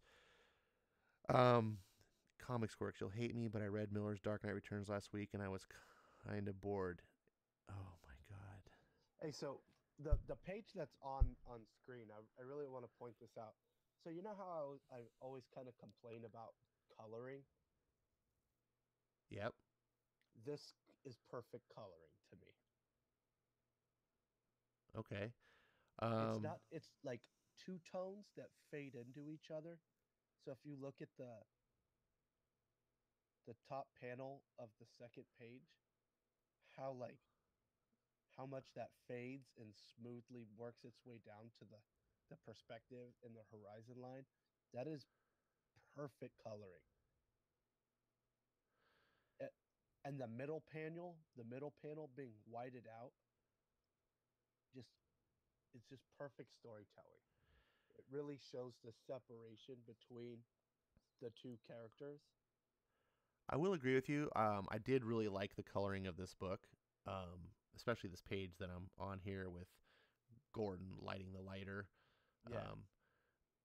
And for this style of book, yes, this type of coloring is right. If they had done the total modern digital stuff that they do like on this book, it wouldn't have worked. But when modern coloring is done correctly with art that's drawn for that type of coloring to be put on it, that can also be pretty damn amazing as well. It really is just like everything, right? It has to be suitable for what it's trying to do. You can't just like randomly throw things together. It's all about design and and art. In and some things work appropriately in the right times, and some things don't. Um, I liked that this book was very simple. I liked, honestly, it was what I was going to get at about um, Robin kind of being too adult. I also wanted to say that I did appreciate that he was a kid. One of the things that really liked about this book that I don't know if I was really sure about going in was, is he gonna, because he's kind of a prodigy, right? Yeah. So there's this really problematic thing of like Robin being a Gary Sue, which is just the male version of a Mary Sue. Which, if you guys don't know what that is, it's just a person that doesn't have any problems and they're just great at everything and da da da. And Robin kind of is. He's kind of this prodigy character. However, they do a really good job in the storyline of using that to set up Robin's weakness. And I thought that was really great. That's probably one of the best things that I liked about Chuck Dixon in his story crafting here, is that you're like, oh, Robin's just amazing. He can do anything. He takes everyone out. Like, he's just the ultimate badass. And you got to figure this kid's like 12 years old. Bruce Wayne like went away for like 10 years to learn how to be Batman and then came back and was like, all right, I'm Batman now. Robin's had what, a couple years of training? Like when Bruce pulled him off, like, Less so than for, that. yeah, I mean, for him to be what he is, it's really improbable, but it's comic books. But he uses that to have Robin make the great mistake, which gets in the story with Two-Face, and where Batman is like, look, we've fought lame villains. And I also like that about Chuck Dixon too. Like, here I am with the Mothman, and like Robin is just like, these guys are so lame. Killer Moth. And yeah, Killer Moth, sorry. And it's like speaking to the audience as a reader. I'm like, yeah, Robin, you're right. These guys are lame. Like, I like that Chuck Dixon knows the audience and he knows the Batman lore, and he kind of spoke through Robin and allowed the audience to kind of feel vindicated, I guess, through Robin's feelings. Like, these guys are dumb. And then you get to the Two-Face, and Batman's trying to tell him, it's like, look, you're right. You said it before. These guys are lame, but Two-Face isn't. Like, this is a whole nother level. And obviously I'm paraphrasing it, and Chuck Dixon puts it a lot better than I do.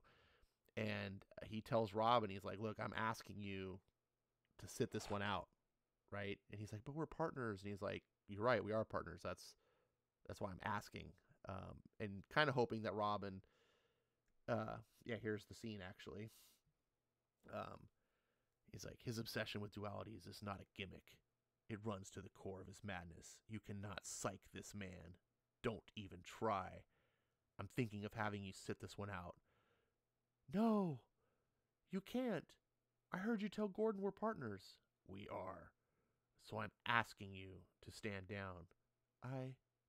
I'll let you think about it. And Batman swings away.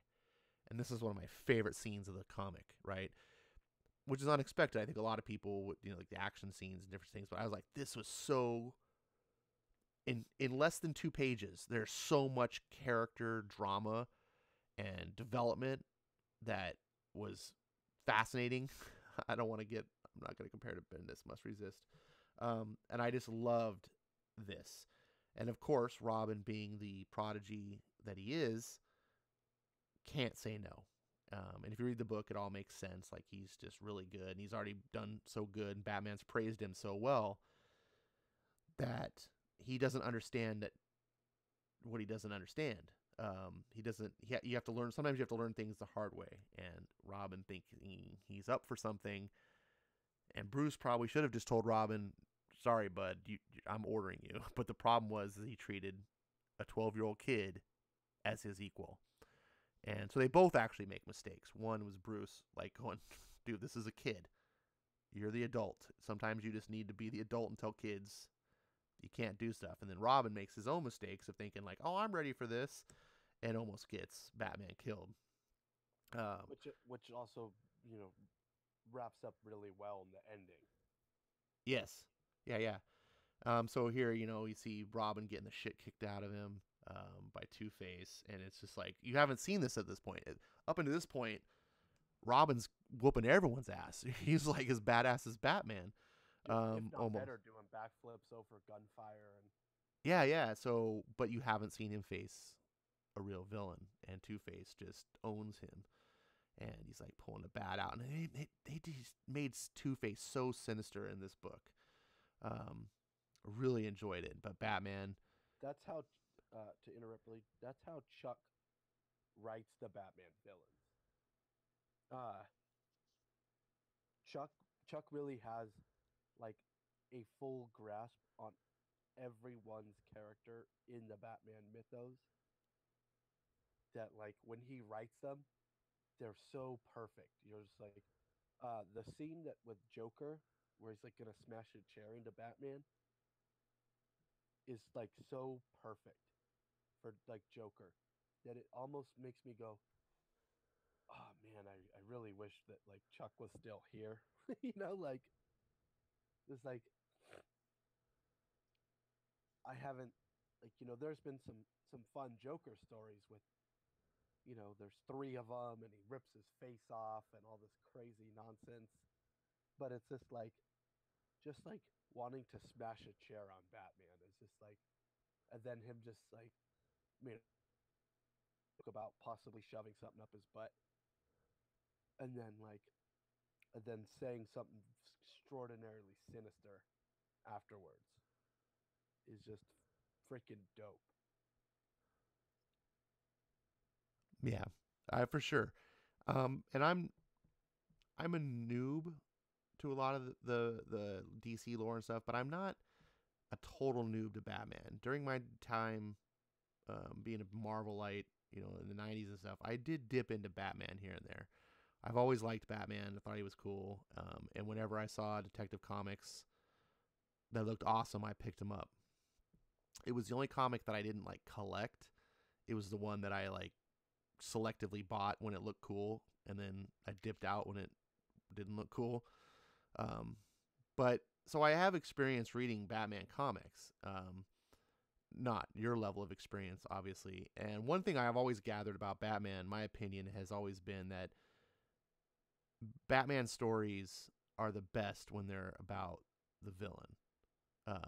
And then someone else made a comment that I heard this today, actually. I was watching someone's YouTube video. I wish I could credit them.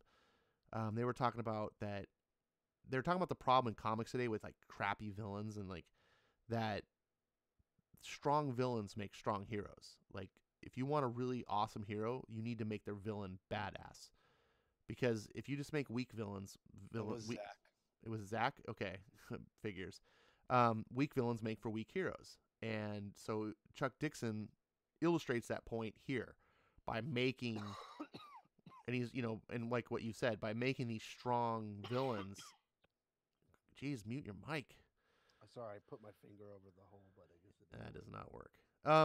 So yeah, it makes Batman all the stronger, when he has these great villains. I started coughing. So here on the screen, we've got the culmination of that fight where Batman almost dies, and he ends up having to save Robin, and Robin's like, "He's dying, Alfred," and "Sir," and Robin's at this point in the story, Alfred has been Robin's biggest supporter, and like trying to talk to Bruce, and now Alfred's having to like pivot and be like, "Holy shit, like, you've done wrong. Like this kid is under your care. You're like taking him out at night and fighting criminals. Like, what kind of psycho are you? Like, you're putting kids in harm's way." And it's a really interesting story on that on that front, because Gordon is the same way. Gordon is like, wait a second, you're taking this kid out. Like, I'm not so sure. Um, and like you can see him here with the bat, and he's confronting Batman with the bat. He's like, wrong. Don't lie to me. This isn't Harvey Dent's blood. And he's like, Robin's alive. Show me. You have to trust me on this, Jim. If I find out otherwise, everything changes between us. I meant what I said before. Robin's retired. You have my word. That used to mean something. So like Gordon is even like, dude, what do you run around with this kid? Like, I liked that Chuck Dixon didn't ignore the elephant in the room, right? He has all these characters who are responsible adults, like going, this isn't right. You're putting kids in harm's way. And so the comic addresses that, which makes me appreciate it. Like, oh, you're not insulting my intelligence. You're, like I said before, addressing the elephant in the room. So the story goes on, and I'm not going to cover the whole book, because this was a pretty long story. Yeah, when they came out, they were like 48-page prestige issues. Yeah, it just felt like it took forever to read, but in a good way. I mean, I highly enjoyed.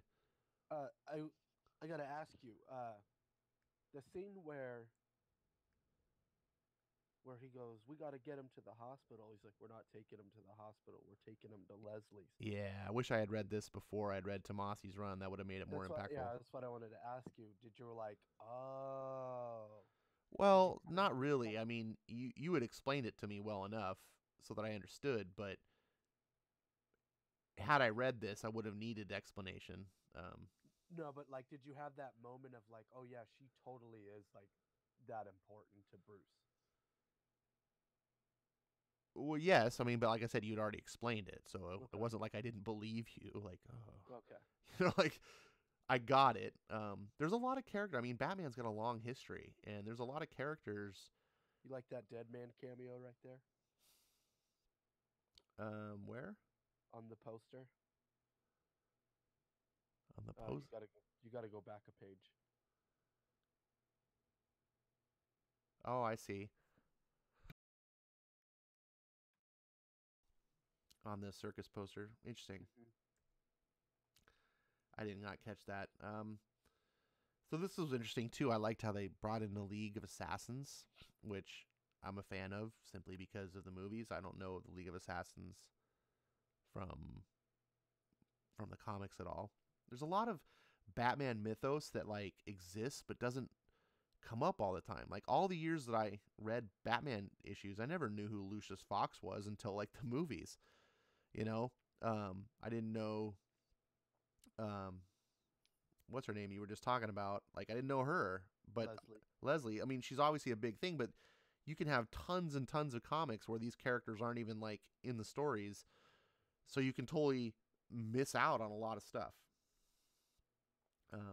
I like that Robin was running around with the League of Assassins for a while. This is that scene with the Joker with the chair that you're talking about. This whole book was just astoundingly well done. I didn't like it on the same level, and I know you're gonna groan or whatever, on the same level as like Batman Year One. But that's not a slight, right? Like that's to me is like the pinnacle of comics. This is still extremely well done book. Highly recommend getting it, especially if you like Batman. And even I, who was a bias against Robin, really enjoyed this story. Really fun. He does a lot of a year one any given character because, like when you put the word crisis on there, it'll sell books. So if you put year one on there, it'll sell books.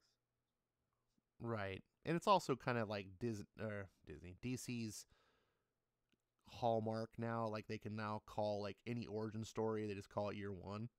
Like A, it sells books, but B, it's sort of like Marvel, how they just like, hey, let's do an old man so-and-so story, right? Like, yeah. Or a weapon something story. Yeah. Weapon H, he's a Hulk. Which is so stupid because Weapon X is not a letter; it's Weapon 10. Like, Yeah. it's like, but Yeah, no one told him. but the editors at Marvel don't know anything. They're just like, oh, what? I know how to order a milkshake. I don't know anything about comic history. um. So, yeah. This here was what we were talking about before. Barbara Gordon gets introduced. I really like this part where he's like talking to the Commissioner Gordon. And he's like, right there, da da da. And then he like looks back at Robin. It's like, not on your life, Boy Wonder. Which is pretty neat because not any time during in this book did they ever call him Boy Wonder. So to me, that suggested that came from Gordon and that Gordon had given Robin that nickname, which I enjoyed. I also enjoyed that I have the deluxe edition here and I get to see the pencils versus the inks of this book. And holy crap, I mean, I enjoy this book with the inks. You may not be able to see it very well on the monitor there, but these pencils are astounding. I was like, oh my God, the inks like ruin these pencils. Really, really good stuff. So yeah, that was my take on Robin Year One. I very much enjoyed it, more so than I expected to. I thought I was going to enjoy it because I do trust your taste, Bats. I give you a lot of shit, but I think you do know your comics, and I think you got reasonably good head on your shoulders when it comes to taste, which is why sometimes I bang my head on things like Batman year or Nolanverse and stuff, because I'm just like, wait a second, like there's so much we agree on, and I feel like your tastes are solid. And then when I like one or two things, you'll be like, nope, I hate that, and I'm just like, what? But I had a feeling when you were like, dude, this is the one, and I was like, all right. And I do everything I've read of Chuck Dixon's that I'm aware of. I've reasonably liked. I have to say, though, this is the most standout thing of Chuck's that I've read so far. So, behind the scenes, maybe we'll talk some more about what other Chuck Dixon stuff to go from here. I actually went looking for something for you, and it's not available on Comixology, like, at all. And No. I was like, oh. So, I'll see if I can find it one way or another, because that's a must read. That was on my mind. But yeah, I'm really glad you liked it, because I was like, if Ash doesn't like this book, then he's literally Hitler. Like, there's no way no one could not like this book. Like, it's such an easy read.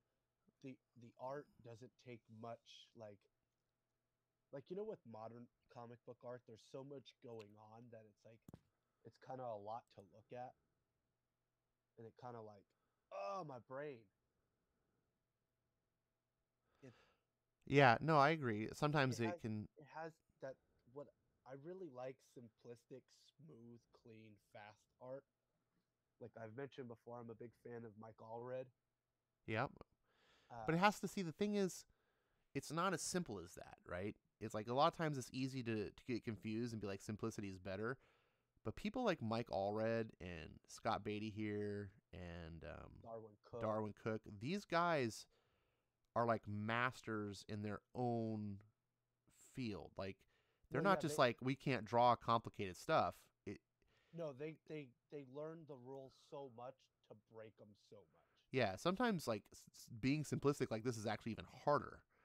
It's the same with like I appreciate Frank Miller's Sin City much more than any of his other work, because it's just black and white with a mild amount of color, right? And he had to learn lightings and tones just with black ink. Well, yeah, I mean, not to get on a tangent there, but the more the more one starts to understand the craft of sequential art, as opposed to just straight up illustration, you can be like a master illustrator and not have any idea how to do sequential art. Frank Miller is not really a master illustrator, but he is a master of sequential art. And the more you start understanding that craft and like what makes good layouts and flow, like you go back and you read those Sin Cities, and they're clinics on like how to do visual storytelling. That guy, you don't even need to have words. In fact, one of the Sin City stories called Silent Night is one of the stories I like to point out to people and say, look, read this book. There's nothing to read because there's no text in the book at all. I've read all 7 volumes. Then that story, it's like you'll see like how he can tell a story with just images, and it's amazing. That guy does not get enough credit, I think, a lot of times, because normies or newbies, when they come into the hobby, they don't necessarily understand what makes good sequential storytelling. They just know what they like. They look at something and go, oh, this is cool, I liked it. They're not necessarily thinking about the mechanics or how things work, or they haven't developed that level of appreciation yet. And I can kind of remember with Frank Miller kind of making that leap and like understanding, and I was just like, oh wow, because I used to think his art was ugly. I was like, oh, Frank Miller, I like his writing, but I hate his art. And nowadays I'm completely different.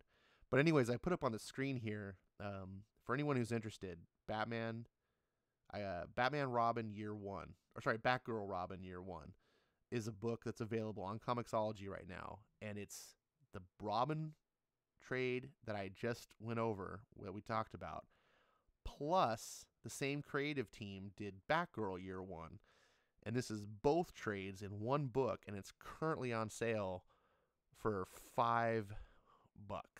That's the one I have.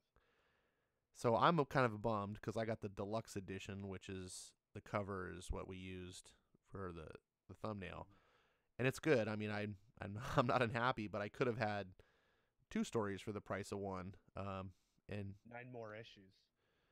Yeah, so it's a total of 421 pages. Yeah, it's the same size book though as well. So like, where the Robin 4 issues of Robin were prestige style, the Batgirl Year One were normal comic. Right. Well, I mean, but it's 421 pages. That's for $5. that's a lot. And it's the quality of this Robin story. I mean, if the Batgirl story is even like close to this, it's going to be worth it. It's worth it alone for the Robin story. So like I said, if you're interested, for cheap, you can get this trade. I get all my trades on Comixology just because comics already take a shit ton of room. I got 3 short boxes filled since I started collecting comics again in 2018. I'm already got 3 short boxes filled. It adds up so quickly, and trades can add up. It's like they're nice to have on your bookshelf. I get it. I got a bunch, but no more. I don't want to keep having. I don't want to, have to have my own library. So, and you can get them so much cheaper. I mean, $5. I was at the store today and I was like looking at some new trades, and they're like $20 a piece. Yeah, I've actually kind of condensed my trade collection. I decided that, I don't need trades of Nightwing of issues that I already have. Same with Robin. And, it's like, oh, why do I have this one trade of Teen Titans? Why do I have this one trade of this book? And so I took them all to my like used bookstore, and now I can get store credit, and I can order new books. So I'm turning my entire graphic novel collection into just Batman. Nice. Yeah, which is it's like it's starting to really look like the way I want it to look, So it's kind of sweet. Cool. Like, I want those just. It's like I'm never gonna read Brian Azzarello's New 52 Wonder Woman. It was good. I enjoyed it. Right. But I'm pretty much having it to like try to get normies to read comics. And that's the other thing about trades. Like, it used to be when I bought trades, they were for me to. Usually, I already had the floppies. Like, I have all the Sin City trades, right? That's because I don't want anyone to read my floppies, and I don't want to reread my floppies. I want to just pick up the book off the shelf and read it. and I want to be like, oh, you haven't read Sin City? Here, forgive them the book, and I don't have to worry about any damage. That's how I used to be about trades, but there were books I bought that I already owned. But now, as I'm getting back into the hobby, and I've got this huge 20-year absence, and there's so much to catch up on, and specifically with DC, I'm just trying to catch up on Rebirth. I'm looking at Rebirth as my personal starting point to the DC universe, which is a good jump on point. Yeah, I figured as much. And so I go, well, okay, so I got like 5-6 volumes of trades to get to catch up to whatever series. I'm not going to go back and just buy all the back issues, right? And not all of these are going to be home runs. Like, I'm not going to be like, oh my god, you had this trade of Tom King's Batman was so amazing. Like, I don't expect that. But I want to be able to read the story, and so if I can get those trades for $5, like, I got the story and I don't have to worry about, but if I spend $20 a piece on them, and then it's like you were saying, like, I'm never going to read it again, like, that's a lot of money and it's taking up a lot of shelf space.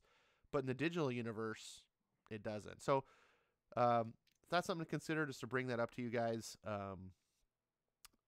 In the chats, Comic Quirk says, that's why Tom King can't write Batman. No good villains. Do you agree with that, Bats? I mean, like we were joking about in behind the scenes before the show started about Bane being a one-hit wonder. Yes. Basically, I feel like Tom King is kind of trying to ride on the legacy of Chuck, but not having any idea how to be Chuck. It's like, hey, people, he created Bane, and Bane was, a really strong adversary for Batman, and I should do that too in my 100-issue storyline. That's what, and it's just like, it's not gonna work for you, bro. Like, do you agree that Batman, he doesn't have strong Batman villains? Like, I mean, his most important character in his Batman run has been Kite Man for his own amusement. Which I find that totally fine, because Chuck has a love for Killer Moth and Firefly, which is totally fine. Right? Like, you get it. Every Batman fan likes their Z-lister Batman villain. Sure. And sometimes when you have those Z-list characters, like, there's more room to do stuff with them. So, like as a writer, you're like, ooh, I can't mess with the Joker too much because fans will go batshit, but, like, I can mess with Kite Man. No one's going to care, and I can maybe do some really cool shit with him. Yeah, like, I really like Maxi Zeus. Like, Maxi Zeus is a character I really like. Right? So, like, whenever Maxi Zeus shows up, I'm like, oh, sweet. Because I know he's just, like, he's a throwaway, like, progress the plot character. Like, he's the guy to the guy. To the actual real guy that Batman's looking for. And so I get happy when I see that. But, like, yeah, like, Tom King is the villain in the Batman storyline, essentially. Like, you know what? I never thought about this. I don't know why, but I think Comics Quirks has a good point. I think, and I like Tom King's writing, actually. I think Tom King has got talent as a writer. I think he understands people. I think he understands drama. And he has a similar quality that Bendis has, where he just, his writing is very easy reading. Like, it just kind of flows really well, and it doesn't feel painful to read, until afterwards. And then until, like, 6 issues go by, and you're like, did anything happen? I don't know. I was in a daze. No, but I do, honestly, I think, I mean, like I said, I still think that Heroes in Crisis issue 1 is fan-freaking-tastic. You may not like what happens in the story. You may go, I hate what you did in the story. But the writing itself, the way the story is told, is great.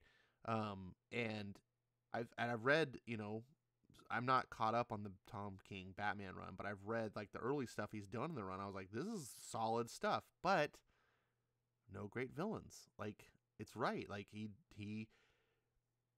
doesn't. And I think there might be a point to that. Yeah, Uh, yeah. Uh, when it comes to Tom King writing villains, he doesn't have much of a grasp on how they talk, their mannerisms, who they are to the core. Like it's just like I do feel that's a bit of a problem. it's a huge problem. I feel that he shares that with Bendis too. I think that both of them like let their egos get ahead, and it's like your job is to portray the character correctly, not write yourself into the character.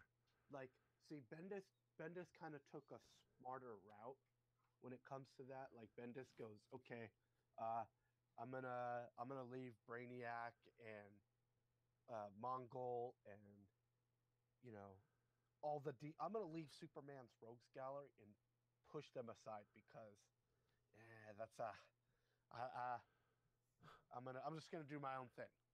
Right. I'm gonna sweep everything out of the Superman comics except for Superman because he's the headliner of the comic.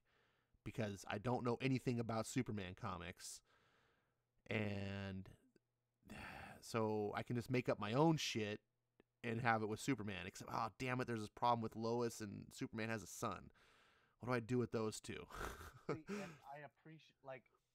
I appreciate that he just rather just do his own thing versus go screw up good lore. Like, But the problem is he's not like doing that. He's screwing up Lois and John. And well, let me finish. go ahead. I really like the Gotham and Gotham Girl storyline because those are Tom King creations. Yeah, yeah, no, I liked Gotham and Gotham Girl. And then I don't know if I really consider them villains though. That was like my point was like he was able to tell a really cool story without good villains, but that only could work for so long. And so I was kind of thinking Comics Quirks is on to something because eventually with a Batman book, you're getting into issue 60 something. We need some good villains. Like that's what Batman's known for. You can't. well, that's the thing. He should have come up with his own villains and added to the lore. Like, uh, Chuck with Graham Nolan came up with Bane. You know, Judd Winnick and Ed Brubaker really made excuse me, Judd Winnick and Greg Rucka really took a third-rate character like Black Mask and moved him up to the very top of Batman villains. Uh, Jeff Loeb created Hush. You know, when when characters when creators come on Batman, they're like, "Oh, I got to put my stamp on Batman." Right. And so far he hasn't put his stamp on it. He's kind of just did this like so far Tom King is just a controversy train in his entire career at DC. He hasn't put his stamp on it and it's like maybe Gotham will come around and come back and it'll be like, "Oh my god, this entire time," like but it hasn't, like I mean, Judd Winnick created the Red Hood for crying out loud. Like, and now Is it just me or has Red Hood kind of gotten like more wussy since like he kind of got his own book? Like I remember reading. I don't know why I did. I remember reading like Red Hood stories when he didn't have his own book, like when he was like a villain. yeah, And I was like, this character's badass. And then I was like, cool. Like when I got into DC Comics, like I'm gonna get this Red Hood book because I like Scott Lobdell from the '90s, and I remember that Red Hood character was badass, and I like this. Okay, and he's still cool, but it's like way toned down. Like just like, oh, I thought you were a badass. You're kind of not. well, when he was a badass, it was because he was he was essentially Gotham Punisher, where he was killing bad guys because Bruce wouldn't, and so he's a natural Batman villain. And then it wasn't until New 52 where they wanted to, you know, bring him back into the fold of the Bat family. Well, right. This is the one of the tropes of modern comics is like, let's make a character popular because people like really cool villains, and once they're really cool, like the popular villain, now let's make a book with them as the hero. And yeah, and I feel like New 52 kind of nerfed that character, and I didn't care for that book. And when Rebirth happened, I was like, oh, why is this book still existing? And then I read the first issue, and I was like, oh, this they're on to something here. well, yeah, I what I didn't like about the new Red Hood, the Rebirth Red Hood, was like, because remember, my only association with Red Hood was for whatever reason reading these random stories where he was the villain in someone else's book. I think it was the Batman books. Yeah. And I was like, oh, this Red Hood villain is badass. I like this. And then I was like, when I was reading the comics, I was like, this is not the Red Hood I remember. And like Batman's like talking down to him. It's like, I'll let you do what you're doing, but if you kill anyone, I'm gonna like come down on you. And I'm like, the Red Hood I remember would have like stood up in his face and been like, yeah, you try, we'll see what happens. Like, this is a guy who could stand up to Batman, and that was like I respected, and he kind of kowtowed to Batman, and I was like, oh, this is not Red Hood. But that aside, I was like, okay, whatever. This is Rebirth. This is something different. I'll just go with the flow. That Trinity that Lobdell came up with Bizarro and Artemis and Red Hood, great. Like, I was like, forget. Okay, Red Hood's not the Red Hood that I thought. Whatever. Fine. I'm okay. Let's forget about this book being Red Hood. Let's just call this book Outlaws and have these three doing their stuff, because this is interesting. Like, the character dynamic of these three was really interesting, especially when Bizarro got super intelligent. I love that. And then they threw it all away, and I was like, what are you doing? What? This is the best thing about the book. Mm-hmm. And they kind of ended abruptly, too. Yeah. Well, because once again, like Bendis, they hired a Marvel writer who needs Artemis for her book, so got to pull it out of Red Hood. Instead of DC just telling the writer to shove it, fit it in your own writing. Whatever. So what else we got in the comments here? Bats, I like you supporting Bendis Superman, says Comic Quirks. I feel like his story will be great in the end of his run, whenever that may be. One giant great story. Yeah, I know Comics Quirks is a big Bendis fan, and I appreciate that. I think Bendis is going. Okay, so you're not a Dragon Ball Z fan, but like, Dragon Ball Z has 291 episodes, and then they came out with a air quotes new series called Dragon Ball Z Kai, which was taking out all the filler and all the parts where they're like and like yelling for 5 minutes an episode, and condensing the 291 episodes into 150. I feel like that's how Bendis's run is gonna be. It only needs to be, say 50 issues, but it's gonna be 100. So let me say this. So we did this Robin review we read this Robin trade. That Robin trade was 4 books, and okay, they're oversized books, but much more happens in that Robin book than all 19 issues so far of Bendis on Superman. That's because Chuck Dixon is the master and the king. Well, Chuck Dixon's a great writer, to be sure. But nothing is happening. There's nothing. And who was it was saying this? Did you know Tehalim that says we. Chuck Dixon? Do you know that Chuck Dixon is the most prolific comic book writer of all time? No, I didn't. He's written the most comic books in comic book history. Wow. Wow. Well, Bendis will be challenging him on that front, writing 10 issues a month. Tehalim says we have no origin for Rogol Zar. What a wasted character. Well, it'll only be wasted if we never get the origin, but you make a good point. It's 19 issues in, and we have nothing about Rogol Zar. It's, hey, look, everything you knew about Krypton and exploding because of... Oh, no, it was Rogol Zar. Oh, who's this Rogol Zar character? Don't worry about him. You did a little Jedi mind trick. This is not the villain you're looking for. We have Red Cloud. Don't you want to know more about her? No, we want to know about this Rogol Zar guy who destroyed Krypton. No. John is now aged 7 years. What? No, give me Rogol Zar. No, we get John. This is Bendis. I don't know. I do not understand why people are enjoying Bendis. You know, you've made good points to me, Bats, like some of the things that Bendis does right, which I concede to. I like it. But it doesn't pave way. Like, you can't, just because, you know, you put a cherry on top of a pile of dog shit doesn't make the dog shit all of a sudden good. Unless you like dog shit. I guess unless you like dog shit, I guess so. Melissa Harris says Bendis is bending Superman, and I can't repeat the rest.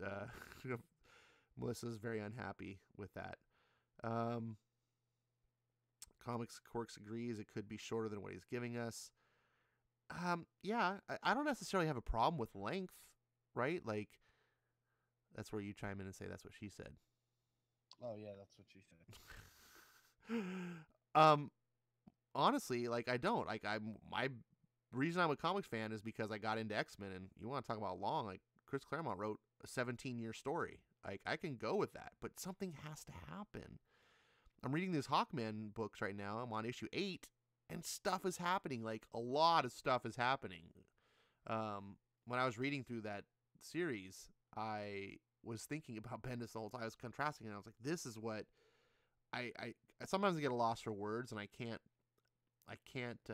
eloquently say what my mind wants me to say to put it in a way that makes sense. And I'm like reading the Hawkman books, and I'm like, oh yes, this is exactly what I was trying to say.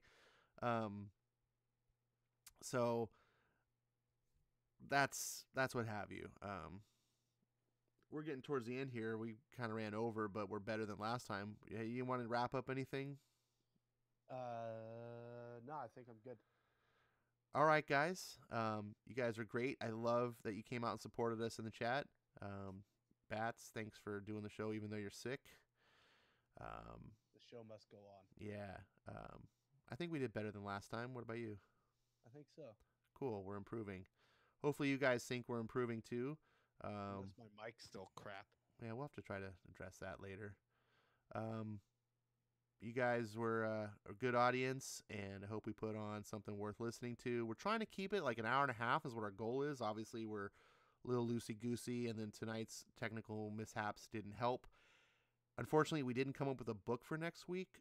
I think I'm going to get together with Bats after the show or tomorrow or something, and then we'll tweet it out what the book is. We'll do better on having a discussion. It might be the Super Sons of tomorrow. Ideally, what I want to do is make the book something on Comixology that's cheap, so that no one has to like. Unlimited would be even better. What's that? Even if it's on unlimited, would be better that way. Then we don't have to spend like $5. For sure, I guess for people that have it on unlimited. But $5 for a good trade. I mean, I'm more than happy. That's almost the price of a single issue nowadays. I'm already paying $6 for the service. It'd be cool if I could just. Right. No, I agree with you. We're not doing Kingdom Come, Melissa, but thank you for the suggestion. You don't want to read Mark Waid? No, I don't actually want to give Mark Waid any money. But we're not looking for perennial, like, everyone's read the book, you know. Otherwise, I might say something like, hey, let's all read Marvels, which is like one of my favorite stories like that. But I assume everyone. Well, Bats probably hasn't actually read Marvels. Actually, I have. Okay, see, there you go. Even Bats has read Marvels, and he skipped the 90s. I Is So that yeah, still Dark one Knight of those books? Returns is another one. Everyone's read these books. We're trying to find something to. Remember when I said that I traded in a bunch of books? You traded in Marvels, Yeah. you I was like jackass. I was like, screw Mark Wade. Oh, Mark Wade's not in Marvels. Oh no, it's Kurt Busiek. He's just as bad. No, no, he's not just as bad as Mark Wade. Him and I had a spat back and forth about whether a rebooted Fantastic Four should have a female Human Torch. Okay. And no, I'm sorry, I don't care how many comics you sold. You're wrong. Well, it shouldn't. It doesn't make him as bad as Mark Wade. Did he block you? No, but he. See, come on. let's let's tone down the outrage a little bit. Yes, he's a progressive guy. He's a little wackadoo, but he's not out there sabotaging comics like Mark Wade. He would if he had a job. He's got a job. He writes for DC, doesn't he? Not right now.